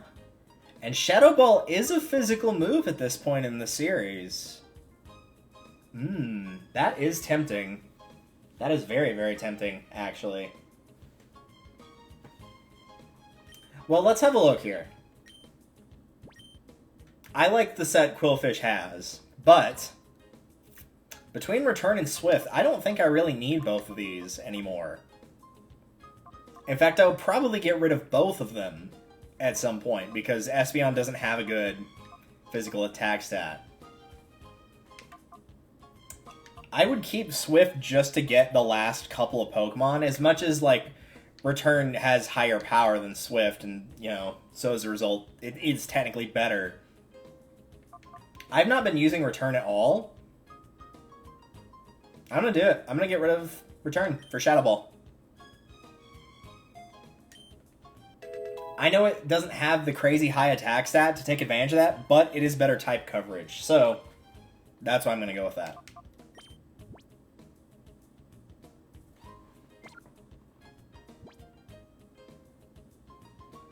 Because there's really nobody else, like, the only other person who can learn it is Quillfish, and it does have the attack stat to actually use it. But this is already a pretty decent set. The only thing I might get rid of is Takedown, but Takedown's still pretty good too, so... It's less coverage, but it's actually stronger than Shadow Ball is in terms of raw power, so... And since nobody else can learn it, might as well get some more type coverage in there. Alright, so... that leaves the fourth and final set, which appears to be... Ghosts. This looks actually a little bit more balanced, though. I'm seeing a lot of different stuff in here. I'm seeing some water, seeing some fighting. Mostly ghosts, though. This is what it looks like. This is a lot more of a varied set than the previous three were. And oddly enough, the only thing that Ghost is weak to is Ghost.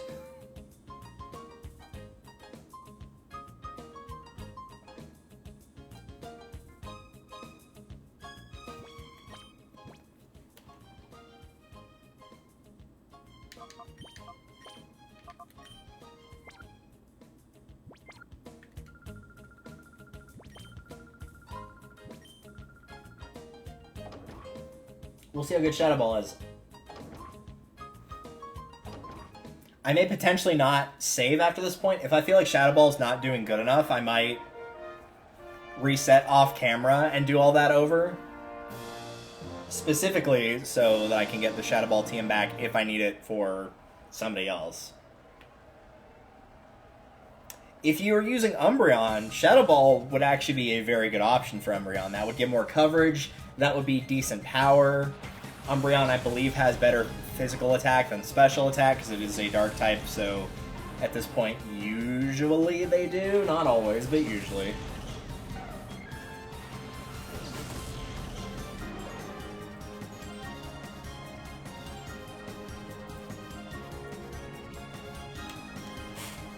Shadow Ball on you. Thunderbolt on you.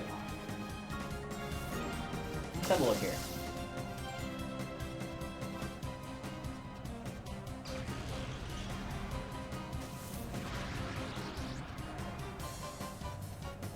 Yes, it does have a better physical attack. Only by 5 points, but it is better.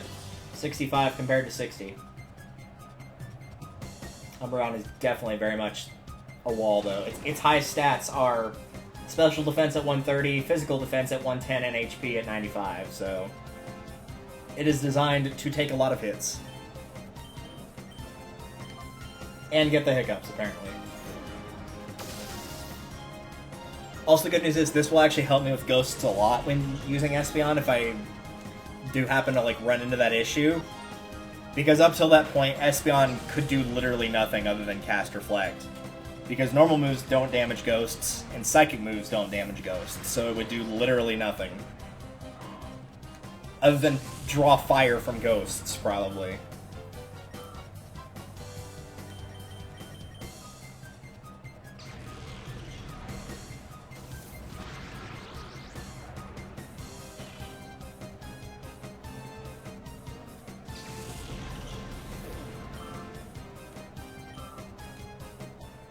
Every time I see Shuppet, it reminds me of these, and I can't remember what they're called now. You should have told me you knocked out Venus. I figured you already knew that, but, you know. I mean, it was kind of broadcast on the air in the Under, so assumed you would have noticed that. But it used to be these things we had back in PE class, and they were basically like a baseball, not an actual baseball, but like a toy baseball, usually like either a foam one or a plastic one, and it had like a tail on it, and the idea was you would throw the baseball part of it, and then somebody would try to catch it by the tail, and the closer to the end of the tail they could catch it, the more points they got. Can't remember what those are called for the life of me, but I remember it was like a long time ago. It was like early grade school, like grade 2 or 3. It's been ages since I've seen those, though.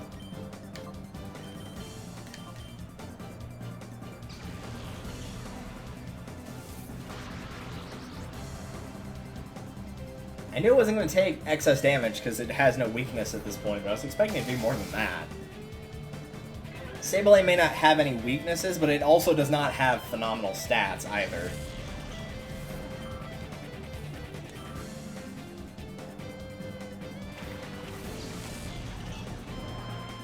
Oh, would you look at that? A Staryu, perfect for getting hit by a Thunderbolt.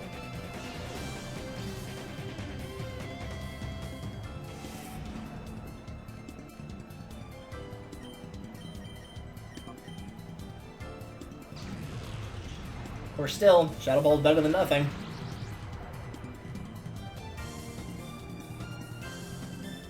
Maybe it's just a more resilient Pokemon. Because, I mean, it killed Shuppet in one hit. Granted, it was super effective, but still. I would have figured if I had seen the Sableye first and it survived, then I'd be like, oh, Shuppet's going to survive this for sure.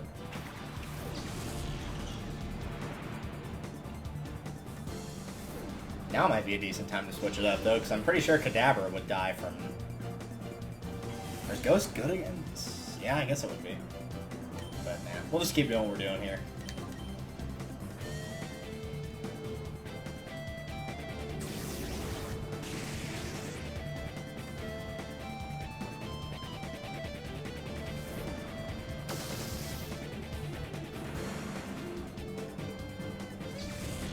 Okay, I get potentially why Ampharos could have gone first because of the Quick Claw, but how did Kadabra go before both of them?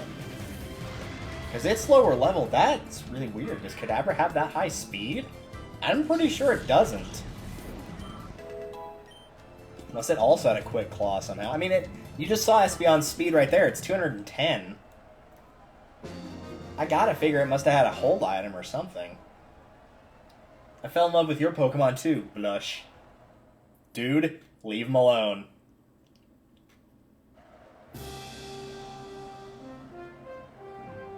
The only way that could have been worse is if I'd had a Gardevoir and, like, I don't know. I was going to say a Lucario out there, but it's not Gen 4 yet, so that would have been possible. Venus should have pumped up her muscles more. What is with all the bodybuilders like, Venus, you got to work out more. I don't know what accent this is.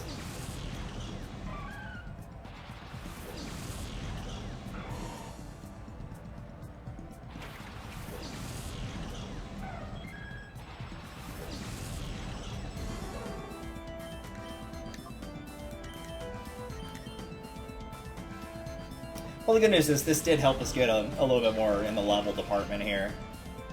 At least half the team is at 60 right now.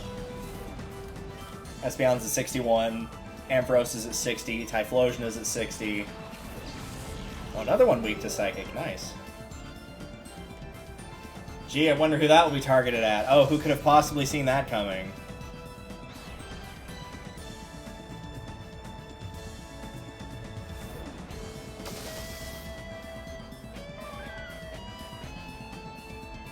He thinks Ampharos was not happy about you targeting its teammate.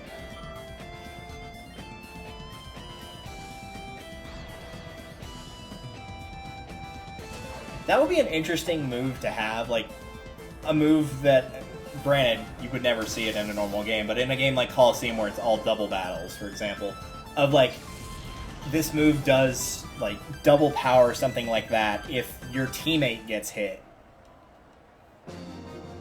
Or, like, the type, like, you know, it will always go last, and it depends on... Like, the damage it does depends on who gets hit. Like, if they get hit, it rises a little bit, but if their teammate gets hit, then it rises up, like, 3 times that amount or something like that. If they don't get hit at all, then it does nothing. Like, Because you have plenty of moves of like with Focus Punch where they have to not get hit, and if they don't, then the attack goes through. And then you've got ones like Counter where they have to get hit, and if they don't, then nothing happens. But having ones relative to your teammate could be an interesting idea, because there's not too many moves that are, or like sets that are specifically set up for double battles. Like usually the first one that comes to mind is Helping Hand, and Helping Hand's interesting, ain't it? That sure is a thing. Well, that's Wobbuffet, speaking of using only Counter and Mirror Coat, so let's just completely ignore it and not let it do anything.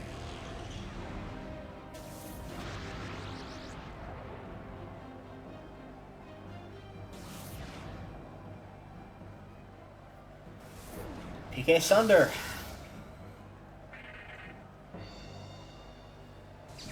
I actually plugged in Melee the other day and played it for a little while.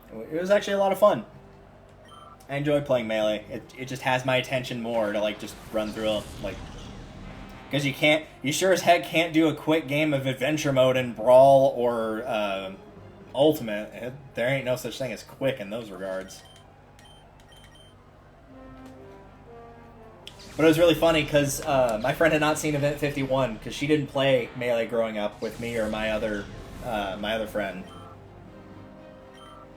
And so I was like, yeah, this gives you an idea of like what Event 51 is like. And I probably tried it like 5 or 6 times and got pretty close every time. It has some really funny moments because they're really bad about avoiding the motion sensor bombs, but couldn't beat it. And then the next day, I still had it in the Wii, and I was like, yeah, you know what? I'm just gonna give it one more try, just see how it goes. And just completely destroyed them. Like, 3-stocked Giga Bowser, almost 3-stocked Mewtwo. I finally lost my first stock right before I killed Mewtwo for his last life, and then just, like, Ganon versus Marth. At least as a bot, Ganon is completely freaking useless against Marth. Bearing in mind, this is pre-Project M, pre-Amiibo, pre-all that stuff. And so as a result, it just, like, he completely got his ass kicked. It was amazing. He's really easy to bait, too, in that game. Like, if you jump over him in Event 51, he'll almost always try to grab you with his up B, and it leaves him vulnerable when he misses.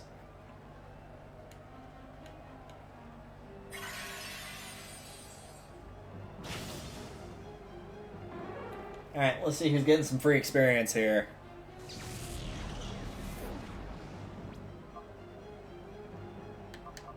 You're the lowest level. Why not? I'll send you out there. I'm pretty sure nobody was close enough to just get the level right then, because I did that earlier with Quillfish, so. You can just come hang out here, watch a Wobbuffet get smacked down, and gain some free experience out of it.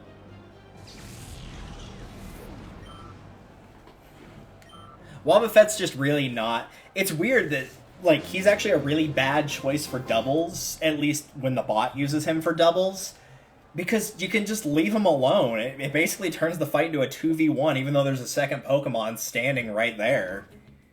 Just, like, he can't do anything unless he gets hit. In single player, obviously, you know, you don't have that option of attacking another Pokemon, but here it's just like, oh, okay, if you're just gonna, like, leave your teammate to die. And what is that last move? Tm03 is Iron Tail. Slams the target with a hard tail. It may lower defense. That is a pretty decent steal move, actually. So pretty solid stuff they give you. They give you Shadow Ball, Iron Tail. Sandstorm's really the only one that's not that great. Between Shadow Ball, Iron Tail, and Sludge Bomb, those are all really good. Definitely, this is definitely the Colosseum that's got the most worth in grabbing the TMs. Also, you make a fair bit of money, as you can tell. We got more than enough for anything we need to do.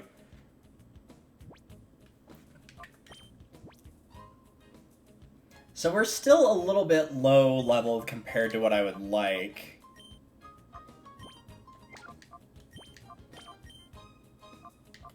Oop, nope. I'm gonna switch. Earthquake Protect combo, so makes the most sense.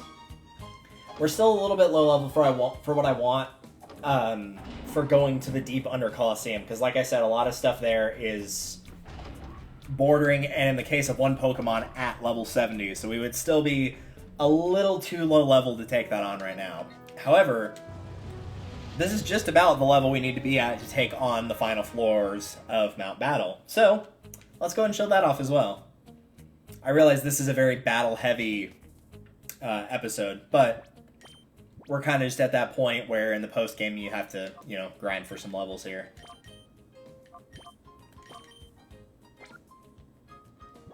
It's just easier to keep track of the levels that way, because then my eyes only have to look in two places. Nope, we're not going to do a new one. We're going to continue. And as you can see, all the areas are available. So we're just going to go straight to Area 10. We have shown on screen what areas 1 through 30 look like. It's just the typical thing. It looks like a canyon as you're going up a mountain. So you've seen that before. You've seen the fire areas starting from level 40 onwards. You're in the volcano. Now you're more of in a sky area for floors 70 through, or 71 through 80. And now we've got kind of a mix of the sky and the volcano here. Because you can see it's not as dark, so we're not in the volcano proper as much as we were. We're now more on the border of it. I probably will have to switch up my team here and there, solely because they're going to be kind of on equal level, and so if I just don't have the types necessary to deal with something, I'm going to have to, you know, tag somebody out. Luckily, we can get rid of that golem pretty easily.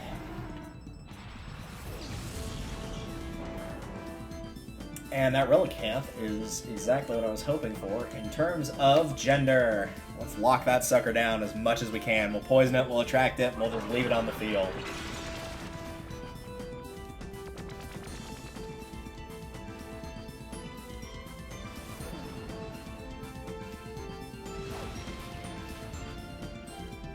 I always thought Relicanth should be a Pokemon that has an evolution, but they just never gave it one. Most of the fishies do, don't they? Most of the fish have evolutions. Like that one and Love Disc are the only two that come to mind that don't have one. Oh, Cacturd. Nice. Oh, right. Nobody's going to take damage from that sandstorm because Fortress is steel and Quagsire is ground. So they're not going to take any damage from it either. That's funny. Well, when in doubt. Oops, nope. That's not what I want. I just want to see how much damage this does. Earthquake Protect. Ah, you jackass. You drew Relicanth because of the attract. And sent out another male Pokemon anyway? Okay, sure.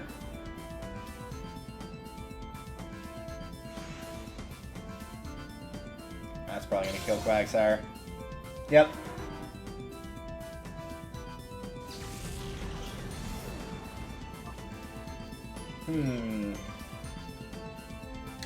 I say we roast the Quagsire. I say we roast the Cacturd alive.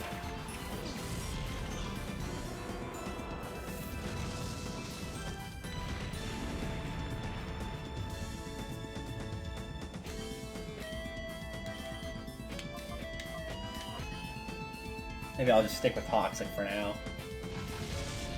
Even if we withdraws it, at least the Toxic will stay.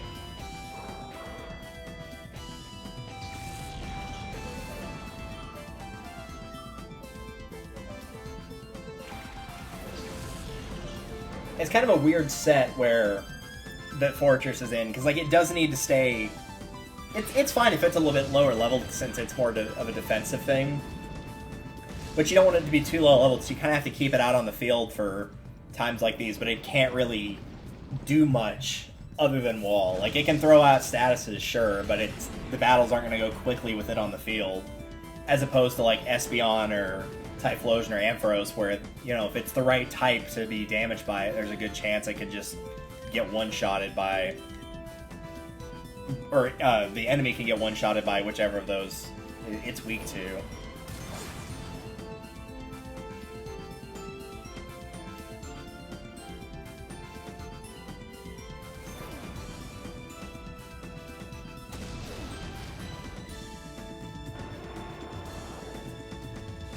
Alright.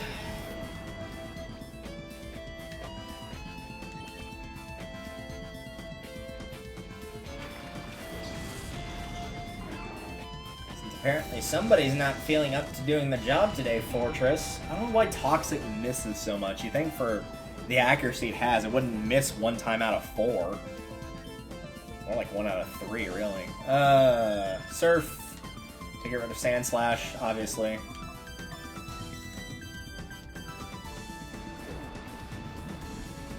Now that he can't switch out, I can use Attract, and there's not much you can do about it.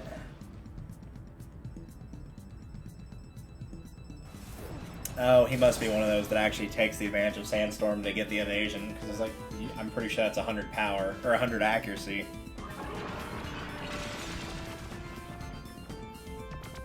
We're just gonna keep, like, you can just keep knocking out the other ones as much as you want, but, like, I'm gonna poison them, I'm gonna make them fall in love, they're gonna get hit by those status effects, I'm gonna start locking them down. If they're just not gonna enable me to do anything, I'm not gonna enable them to do anything either.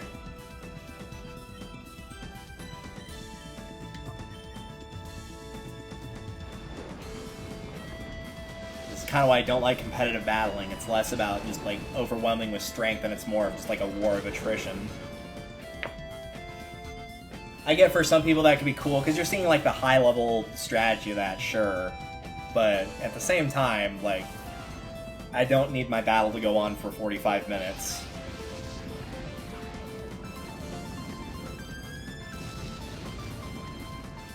Like, to me, if it's like a 3v3 battle, we'll use this for example. If it's a 3v3 battle, and I can watch the start for like the first 4 turns, get up, go to the bathroom, get a drink, come back, put my drink down in, next to my seat, get a snack, come back, put my snack in the microwave, warm up my snack, and then come back with my snack, and the fight's still not over, then it's going on for too long. There comes a point where it's too much, you know?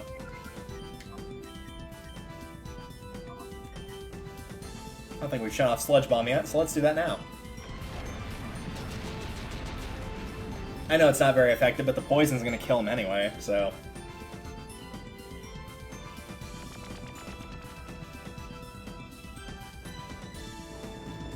Oh, no, he actually hung on. Well, he's definitely dead next turn, then.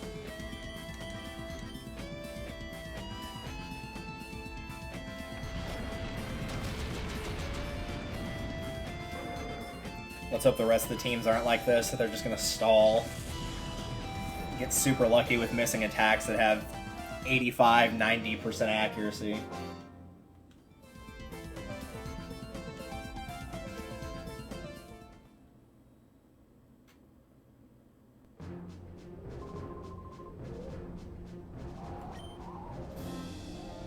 Always feels weird that they call these zones. I mean, you think a zone is like a set of 10, not one trainer.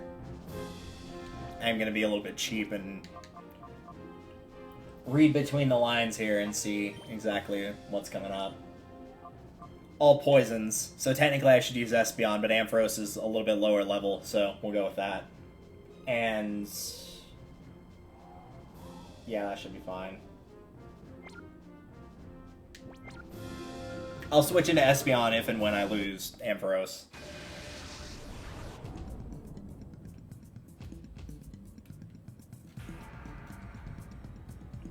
That is the upside to fighting these, even though they're about at my level, is usually it's going to be all one type, so if you know what type they're going to start with, you can have that, and even if you don't know what type they've got, you'll either A, get lucky and send out the right thing, or B, you can just switch into it when you lose somebody, or if you want to do it prematurely, but...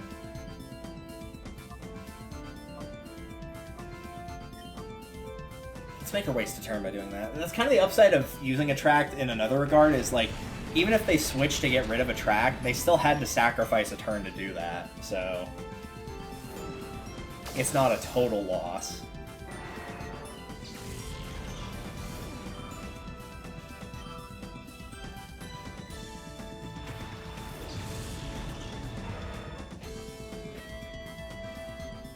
The only downside is it's going to be a little bit harder to use Fortress here, because since it's poison types, I can't poison them, obviously. Well, I say obviously, I don't know, like, Pokemon types are weird, like, poison types can't get poisoned, fire types can't get burned, yet electric types can get paralyzed, like, could we have a little more consistency with that, please, and thank you?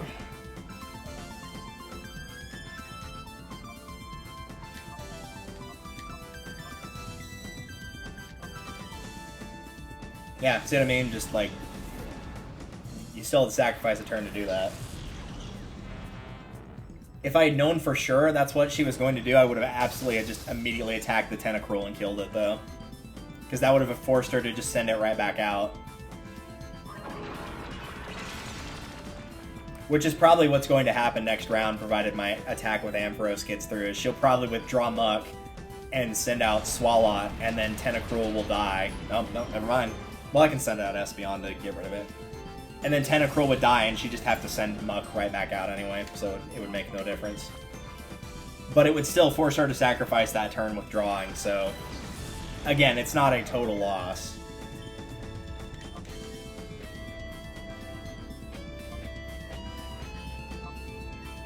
As I was saying, I think she's going to withdraw him again, so... And sure enough, I called it.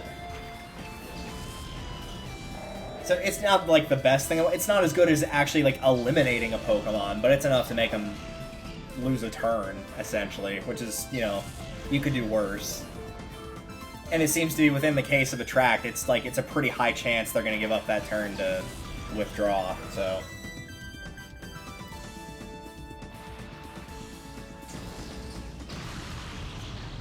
Apparently they just really, really, really do not like having a Attract on them. Which I guess is fair. It's kind of obnoxious. I don't even know what the odds are of it, but I still know it's obnoxious. They also probably know that unlike most other status effects, you can actually get rid of it by switching out. Because unless you have Natural Cure, that's usually not the case. Double Edge, huh? It is not as strong as Hyper Beam, and it does damage you a little bit. However, you don't have to sacrifice a turn afterwards charging with Hyper Beam. The accuracy is 100% as opposed to 90 as well. I think I'm going to take that, actually. And the power points are higher on it. I'm actually going to take Double Edge, yes. I've put this on a Salamence before, and for a normal type move, it was insanely strong. Because of Salamance's physical attack. It was a very good option when my other options just weren't very effective against the opponents.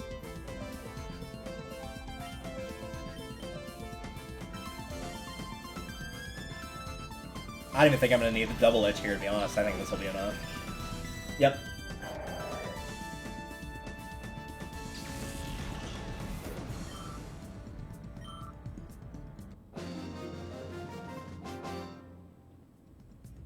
Your excellence shines!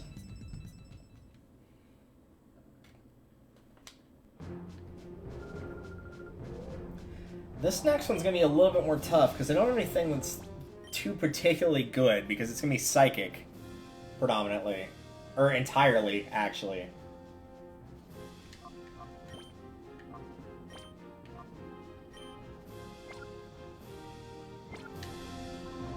One of them is Metang. That was why I switched in Typhlosion. Because at least I had the Steel type to eliminate. I knew it wasn't coming out first, but I knew I was probably going to use Attract on one of these guys and get them out that way. Most likely on Grumpig, I think Dig could do enough damage to Kadabra to potentially kill it in one hit, since it's not very strong in that regard. Or, what I could do... What I think I'd rather do, actually. Let's just go for Kadabra. If the Flamethrower doesn't get it, Double Edge absolutely will get it. Nice. It's unfortunate that Double Edge is going to kind of get wasted on Metang, because it's not going to do a lot of damage unless he throws out somebody else, which he might. No, he actually kept Metang. I figured he would have sent out his last one, because his last one's not part Steel or anything else weak to fire.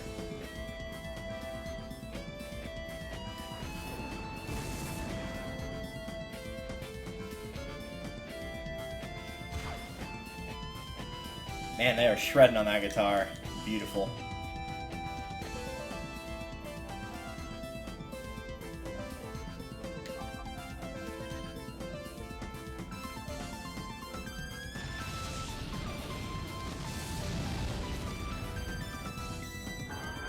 You'll also notice that I'm, like, if I lose a Pokemon, I lose a Pokemon. I'm not going to use up items to heal since my Pokemon get revived after every turn. It's not important enough. As sad as that sounds, it's not important enough keeping somebody on my team alive, it's not worth using that revive for if I'm just going to get them back after the fight's over. I'm not in such a bad spot of like, oh no, I need them or I can't win the fight.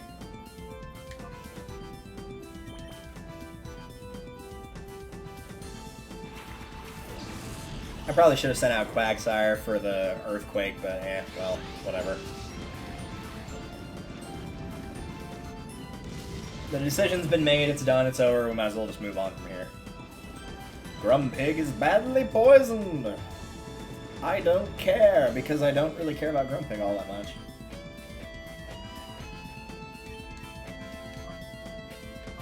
Let's just poison both, why not? It'll be fine, it'll be fine, it's fine! It's all fine.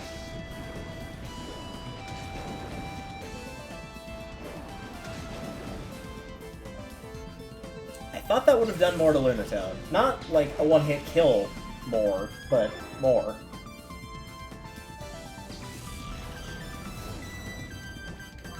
Fine, get rid of my Surf user. I'll just send out my other Surf user.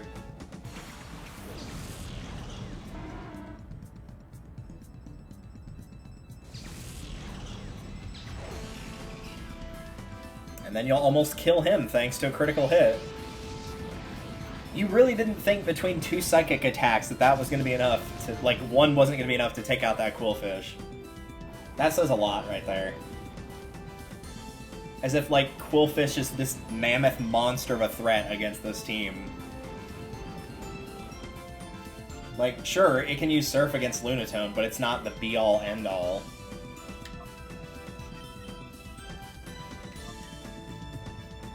I probably won't get the ability to use this thing. He's probably not going to go next, but yeah. Just had to go after the weak one, sure enough. I don't think Fortress has gotten attacked this entire fight, with Protect or without. I don't think it's gotten attacked at all.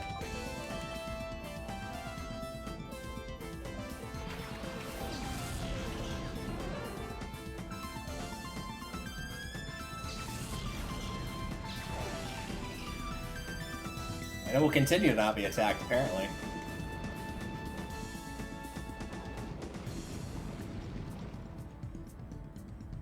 Alright, I think it's high time we eliminate one of these guys. Nope, I didn't want to use Protect, I wanted to use Double Edge. So that couldn't happen. Right there. That is exactly what I did not want to have happen, but the game said, nope. Too bad, you're taking the attack anyway.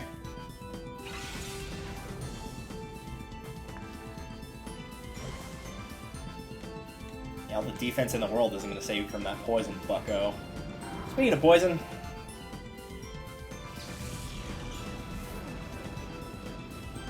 I'm pretty sure he's toast anyway, unless he can regain health somehow. I think he's toast at the end of the next turn regardless.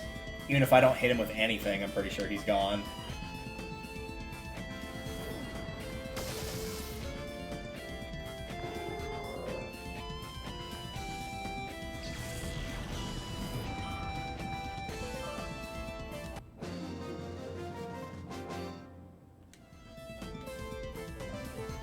See you later, rich boy. Thankfully, the next group is going to be much easier to kill.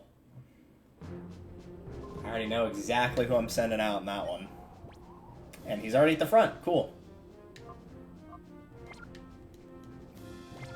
Because as you probably surmised, it's grass types. And I'm willing to bet, based on this list here, as you'll very quickly see, so I might as well go ahead and spoil it, she has a cast form, so I assume they're going to try to use Sunny Day and Solar Beam for their combos. And while that will enable Solar Beam to not have to charge, it will also increase Flamethrower's power, which means that Sunflora is as good as dead.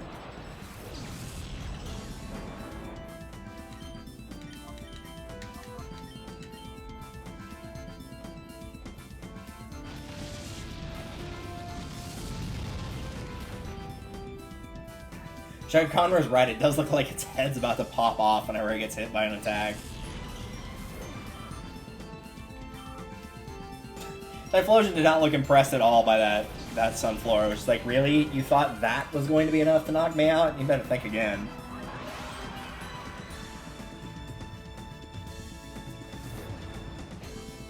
Transform into a little blob. I love how, like, the little liquid effects look on all the different forms of cast form.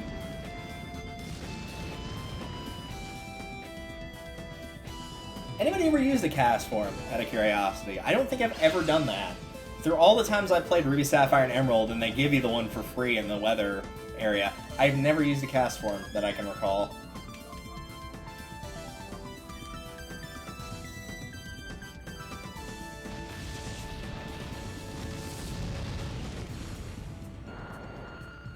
Oh darn, and with that Vile Plume dead, you're not going to be able to switch out to remove the attract that I just put on that cast form. That's unfortunate. Go with the Colosseum. I'll stick with the Vile Plume, thanks. If I gotta pick between the two, I'm taking the one that's more offense-based.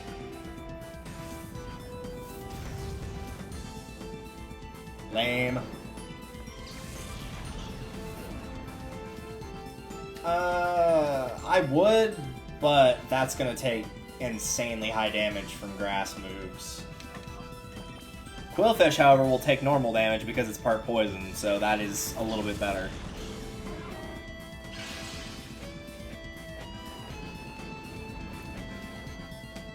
Plus, it's only going to have to survive cast form because Colosseum is about to go out, so...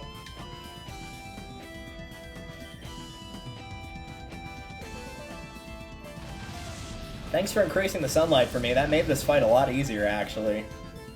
Since they have not been able to use Solar Beam at all because they've not been surviving long enough to do so. Because nobody's fast enough to outspeed Typhlosion.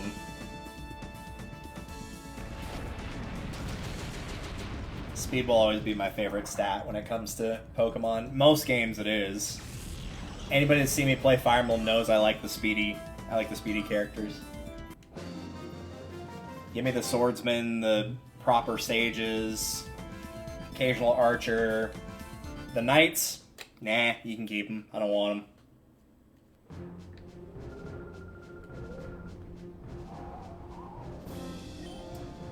So now we have a bunch of water types.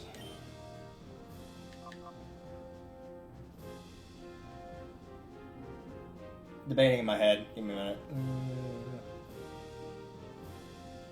Nah. Nah. If we lose one of those, I'll switch it in, though. Because then, of course, it's just gonna get health back every time somebody tries to throw a water move at it.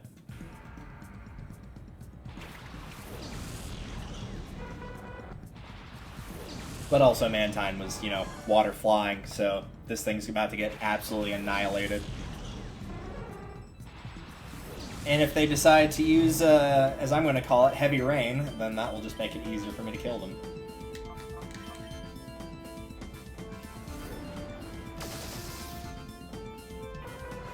Bye, Mantine. May you look like you're chewing gum in another life.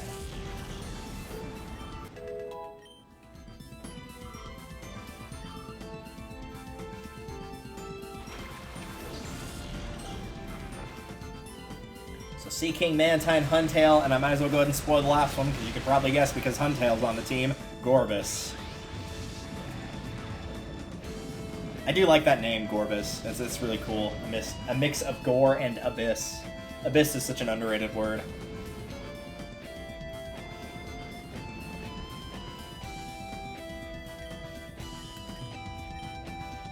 Can't use Attract on that, but we can start hitting it in the face with Double Edge. I'd help Ampharos, but it clearly doesn't need it. It's doing fine on its own. No help required.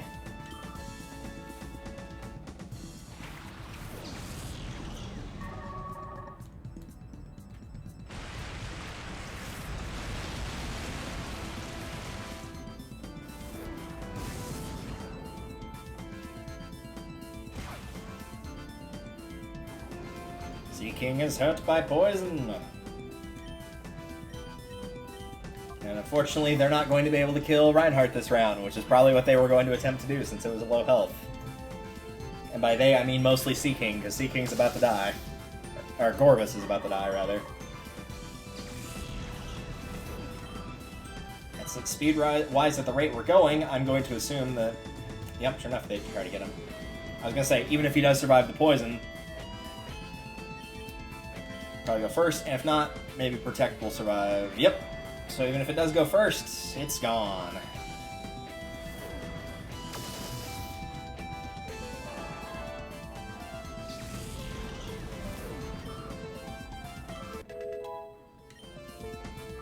Almost 200 defense, that's insane.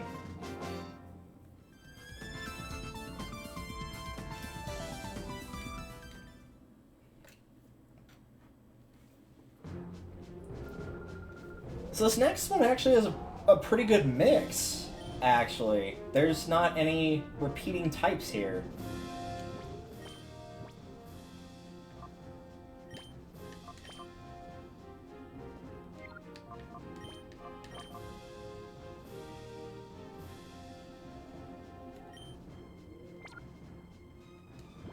Yeah. We're using Earthquake Protect, and before anybody sees it on screen that Misdreavus is one of them, yes, I'm aware, it's got Levitate. Electrode, however, will take damage from this, and the next Pokemon he's going to send out after this will also take high damage from it, so that's why we're doing it. I am fully aware that thing has Levitate, and so that ground types will not be effective on it.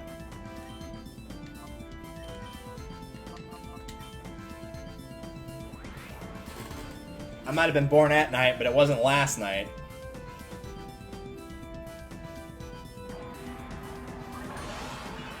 Yeah. I was looking through a state, I was like, sunny day? That doesn't quite add up. I guess I can see it, but yeah, I'm not going to worry about it. There's no grass types on her team either, so this is for the upcoming fire type that she's about to send out.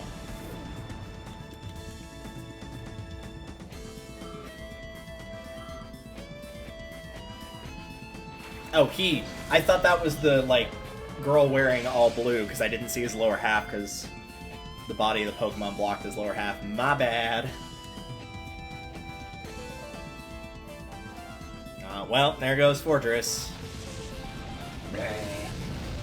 Yeah, because you definitely needed that critical hit. It's not like Sunny Day was in effect and it was quad weak. You know, you needed that critical hit to make sure. Make absolutely sure. This is mostly for the sake of levels, since it's the lowest level. Oh, that was a jerk thing to do, using Hidden Power knowing that it was going to raise Ninetales' power. Now I definitely don't feel bad about killing this thing.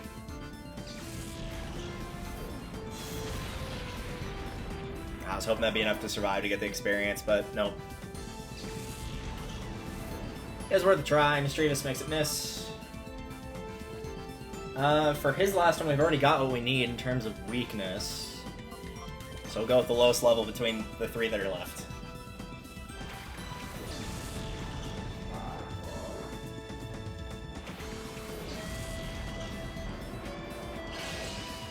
The sunlight is strong. A tale of souls and swords, eternally retold. That's a race I would actually love to do, is do a race of Soul Calibur 2's Weapon Master mode. Not doing the Edge Master part. No one wants to watch both players grind until they hit level 72. Just the main story. Or at least every stage other than that one. It's just, that's a bit much.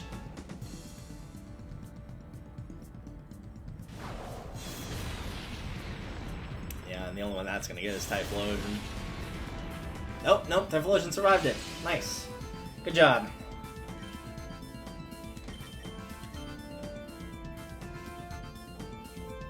Even a flamethrower that's not type strong is gonna get that guy out. Get you and your creepy teeth out of here.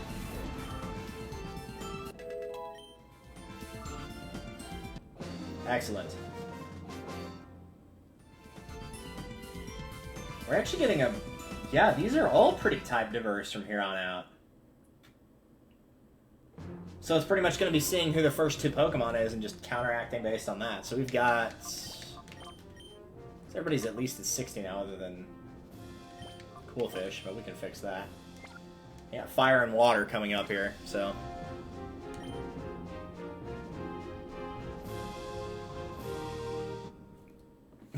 You just had to run into me. Like, dude, even though there's 100 floors, it's a linear path. There's no path I could have taken that would have made me not run into you.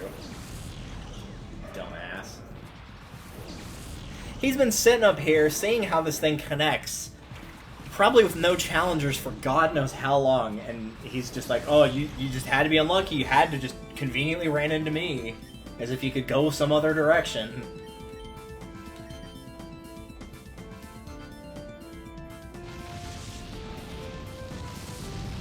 Oh, of course it was a critical hit.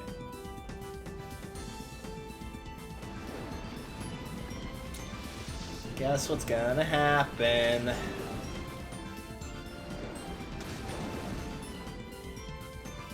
Oh, Ampharos actually did get to go before. Good. Alright, what do we got here? Meganium. Well, that's not horrible news for Qwilfish, but it's not great either.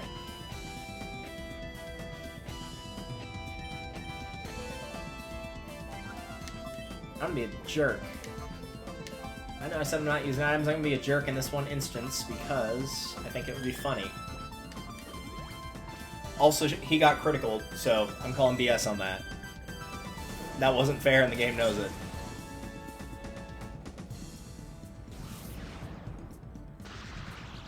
Heh, well now I might leave you on the field for longer now that you're paralyzed.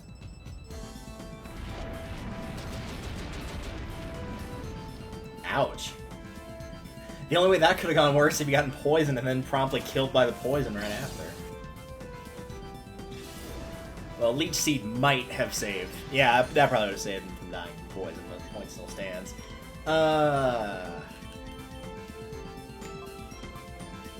Now that you're slowed by paralysis and won't be going first, I'm not as scared of you.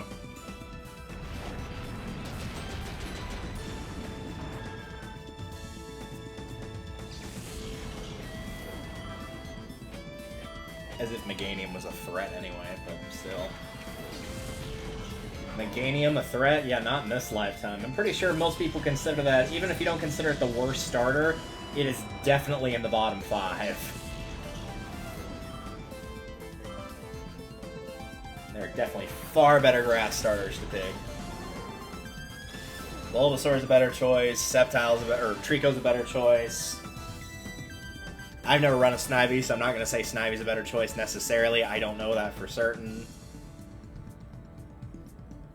Who would I rather want gone between these two? Probably her. Him, sorry. I was looking at mine.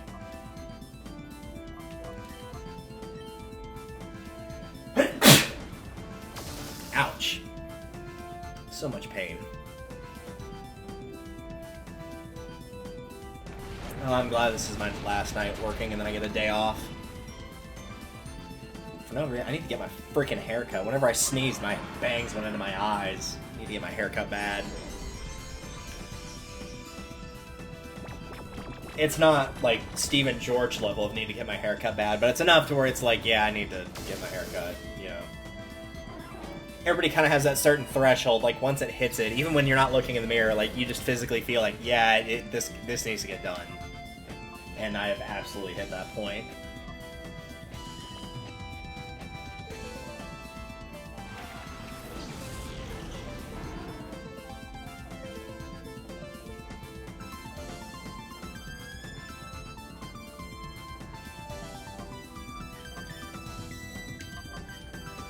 I had to think about that for a second. And yeah, I did consciously choose Quagsire knowing that Breloom was there.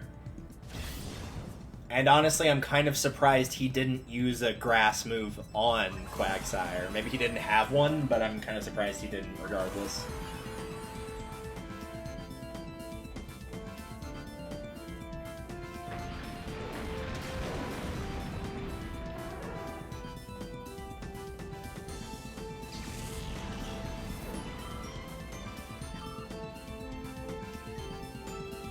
Well, now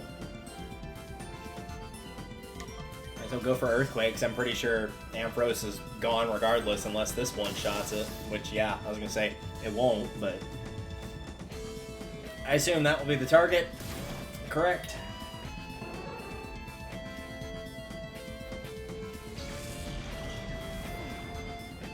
would send out Typhlosion, but of course that would probably get killed by Earthquake immediately. So we'll go with the lowest level.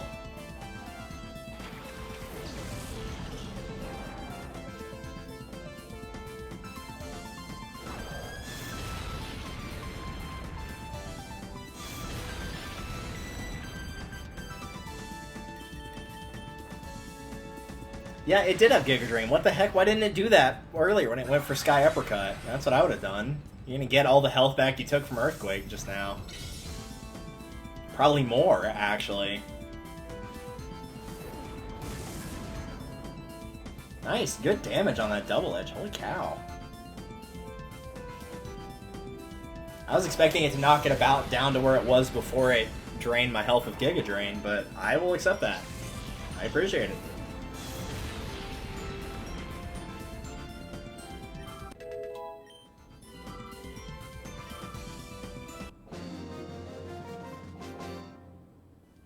Alright, we beat Trillo. We beat that very annoying character from that very annoying case in Phoenix Wright 2.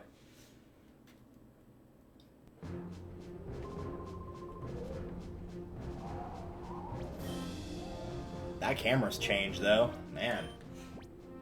Alright, fire and grass. We get the fire taken care of with that. Grass. Done. I am worried about both of these Pokemon outspeeding me, though. Because these are both fast.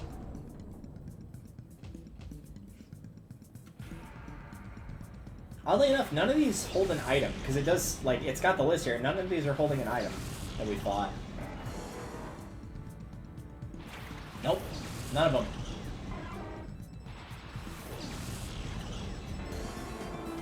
Not even the last guy has one. Wow, that's kind of surprising. Alright, so yes, Blaziken and Sceptile. Surf to get Blaziken out, Flamethrower to try and get Sceptile out. I'm more worried about the Blaziken than the Sceptile, honestly. And that was precisely why I went with Quillfish and not Quagsire, because Quagsire absolutely would have gotten killed by that Leaf Blade. Yes, alright, cool. That was probably the person on his team I was most worried about.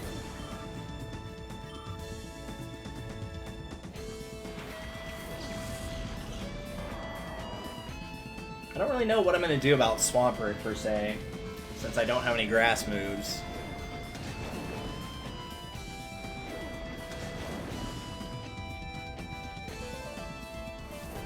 It'll probably depend on who gets knocked out and what he's got on the field at the time. We'll see.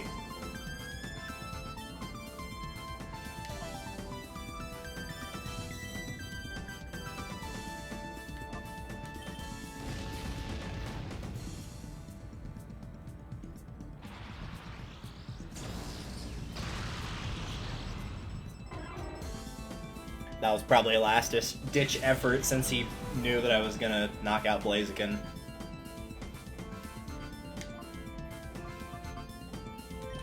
She's right, I'm pretty sure that Dig's going to take out Blaziken, so I'm not going to worry about it for the time being. Oh, of course, you also are going to do the exact same thing. Well, that's...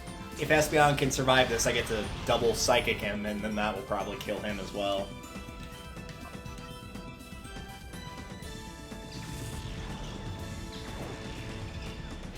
And now that Blaze can use that Hyper Beam, even if Dig doesn't kill Blaziken, I can probably attack it with anything and still kill it. No, it's dead regardless.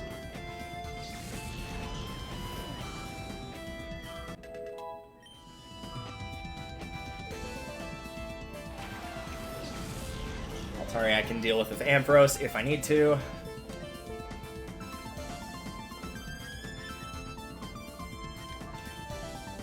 I know it's not going to be crazy effective, but I don't need to do a lot of damage to knock out Swampert. So it's fine. And he's got one more left that I'm not worried about at all. I'm not even remotely threatened by his last one. You'll see why when it gets popped out on screen, because not only do I have the type advantage for it on the field right now, it's also a terrible Pokemon. Ladies and gentlemen, you know him, you love him, you can't live without him.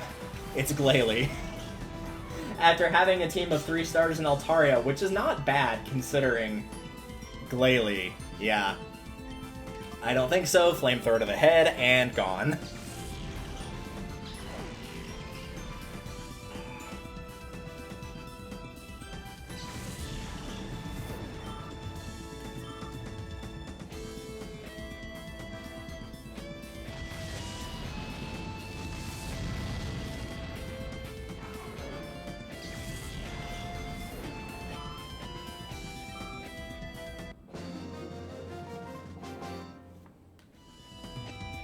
I definitely misread the penultimate trainer's name just now, and I was like, wait, I'm sorry, what?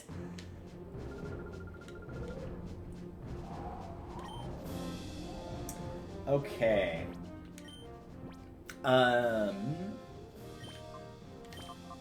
Yeah. Dark water and electric steel. Yeah, this looks good.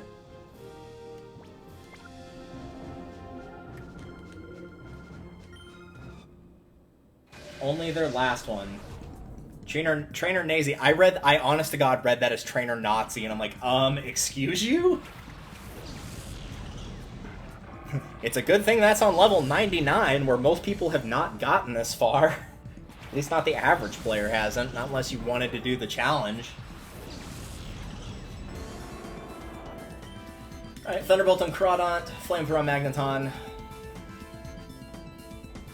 Crawdont might outspeed Ampharos, but that Magneton's as good as gone.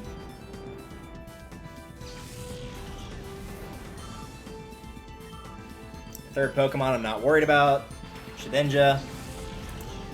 Interesting if you don't know about it. It's got a Wonder Guard, which means that it only has 1 HP, but it can only be damaged at all by super effective moves. Unfortunately, I have a Fire type on the field, so that's null and void at this point. It's a Bug and Ghost, for the record. Flying would work on it, Fire would work on it, Ghost would work on it. There's a ton of stuff that would work on it. Just take your pick for whatever you like, really. It's technically less of a threat than that Heracross, but just in case, I want to get this out now. If I stupidly somehow force myself into a corner where I don't have anything super effective against it and would have to use a Revive, so let's get it out right now. Best not to worry about it. And lastly, Gardevoir, which might just die from that Earthquake, actually, because it's not going to have great physical defense.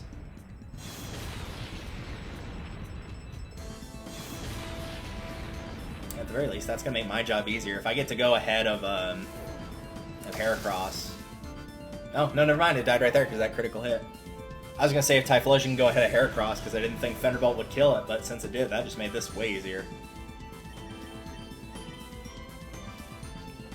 I don't care if it's got all the special defense in the world, it's not surviving those 2 hits. There's no way.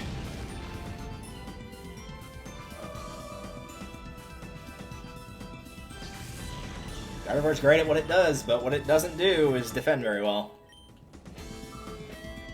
And there we go, that's 99.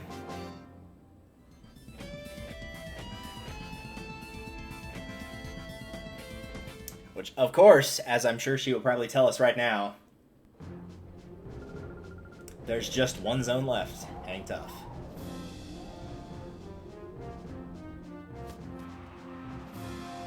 Ladies and gentlemen, I'm willing to bet what most people have not seen, if you've only played the game casually, floor 100 of Mount Battle. At the very top of the volcano. We, however, came here for something else. We came here for... this. What's in this, you might ask? Just the final Time Flute, that's all. Yeah, this is where the third and final Time Flute of the game is. Vander gives you one on the first floor that is required by the story. The second one is from getting the U-Disc and going up into the building to get the second one. But as Chugga Conroy said correctly, the odds of seeing that Time Flute in the main story are extremely low. Unless you grind it out to insane levels to beat the last area of the game, you're probably not seeing that Time Flute. Unfortunately, this is also where we have to end it off, and we're going to see Battle 100 in Mount Battle at some point. So I'm going to go ahead and end things off here, because unfortunately I have to get to work. And I'm not super low on time, but probably not enough time to do this. Well, maybe enough time to do this. We'll give it our best try. Yeah, you know what? Let's go ahead and try. Let's go ahead and try.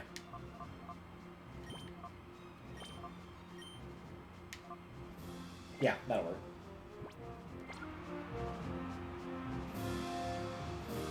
This is a team of all level 60s, by the way. 6 level 60s.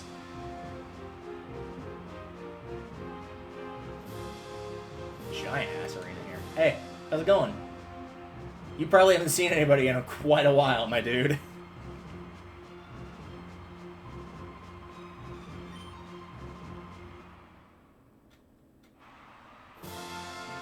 Battle Colosseum. I would not consider this a Colosseum at all, but sure, we'll go for it. Since every other Colosseum in the game has 3 battles and then the final, not 99 battles and the final. Pincer and Claydol. Hence why I chose what I did. So we got a Psychic, Ground, and a Bug. A Bug.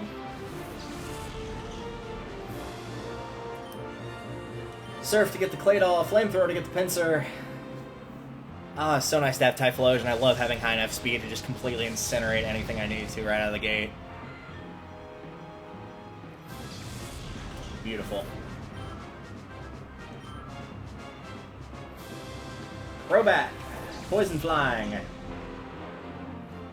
Might as well do the Chugga-Con reversion. Inner Focus for its ability, so it cannot flinch. It has Aerial, Ace, Shadow Ball, Sludge Bomb, and Steel Wing.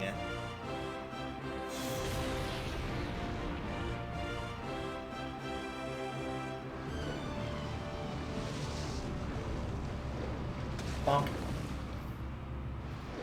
Bonk. I don't expect Typhlosion to survive this. I, unfortunately for him, don't really need him for the rest of the fight. So we're just going to try to hit them with as hard as we can, knowing that Crobat will probably go first regardless, yeah. Oh, it survived though! Nice! Good job, Typhlosion. He's going to be out at the end of the round, but he's not going out without throwing out one more Flamethrower. Oh, and it was enough to take the Claydol out. Look at that boy. Look at that boy. Going out with a bang. I like it. Gligar, ground flying type, Hyper Cutter for its ability with the moves Slash, Earthquake, Rock Tomb, and Aerial Ace. For the record, the Claydol had Ancient Power, Earthquake, Psychic, and Shadow Ball with Levitate for its ability, so no ground moves hitting it.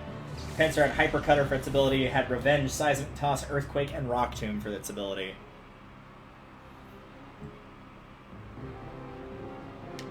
Ampharos, yeah. For the Crobat, obviously. I need to try and be careful with Ampharos because I want to keep that for his last Pokemon because it's water flying, so that would absolutely destroy it. The problem is Crobat's wicked fast and it will be going first. I can just use a Revive if I really need to, though. His last 2 Pokemon I would actually genuinely be worried about.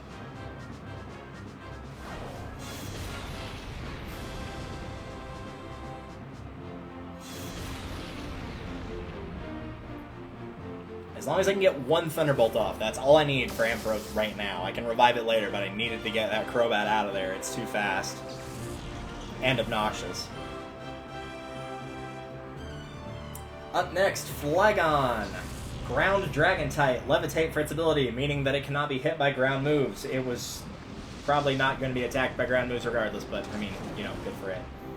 With the moves Crunch, Dragon Claw, Earthquake, and Flamethrower. That is a very good set, actually. That's really type diverse. Got a ground move and a dragon move to get its type attack bonus.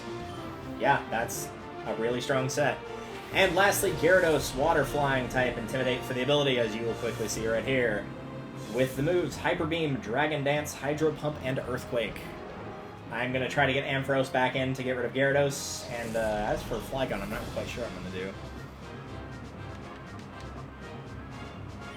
That's probably my best bet, is to try to hit him with Espeon. Espeon's likely the best person to go after it with. Best Pokemon, rather. But I absolutely want Ampharos back for this.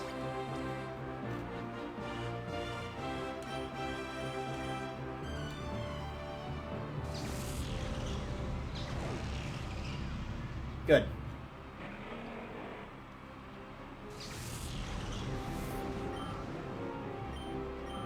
And at this point, we're pretty much in the clear, aren't we?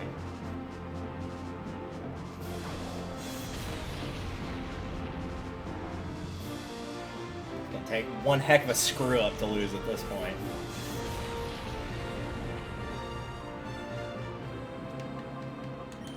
I'm fully aware he's probably just gonna try and use Earthquake again.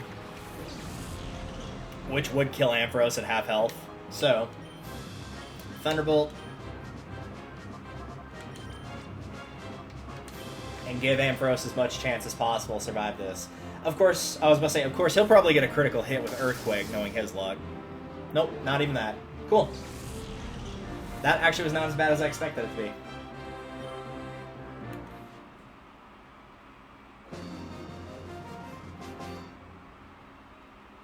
Stupendous! Aha! And with that, we are done with Mount Battle. This is fantastic. I say fantastic. You had to be to defeat me. Now I'd like you to have this. 1,200 Poke Coupons. I was hoping for better, but, you know. Would you like to have our Rapper teleport you back? I mean, yeah, I'm not going to walk all the way back down there. I don't think so.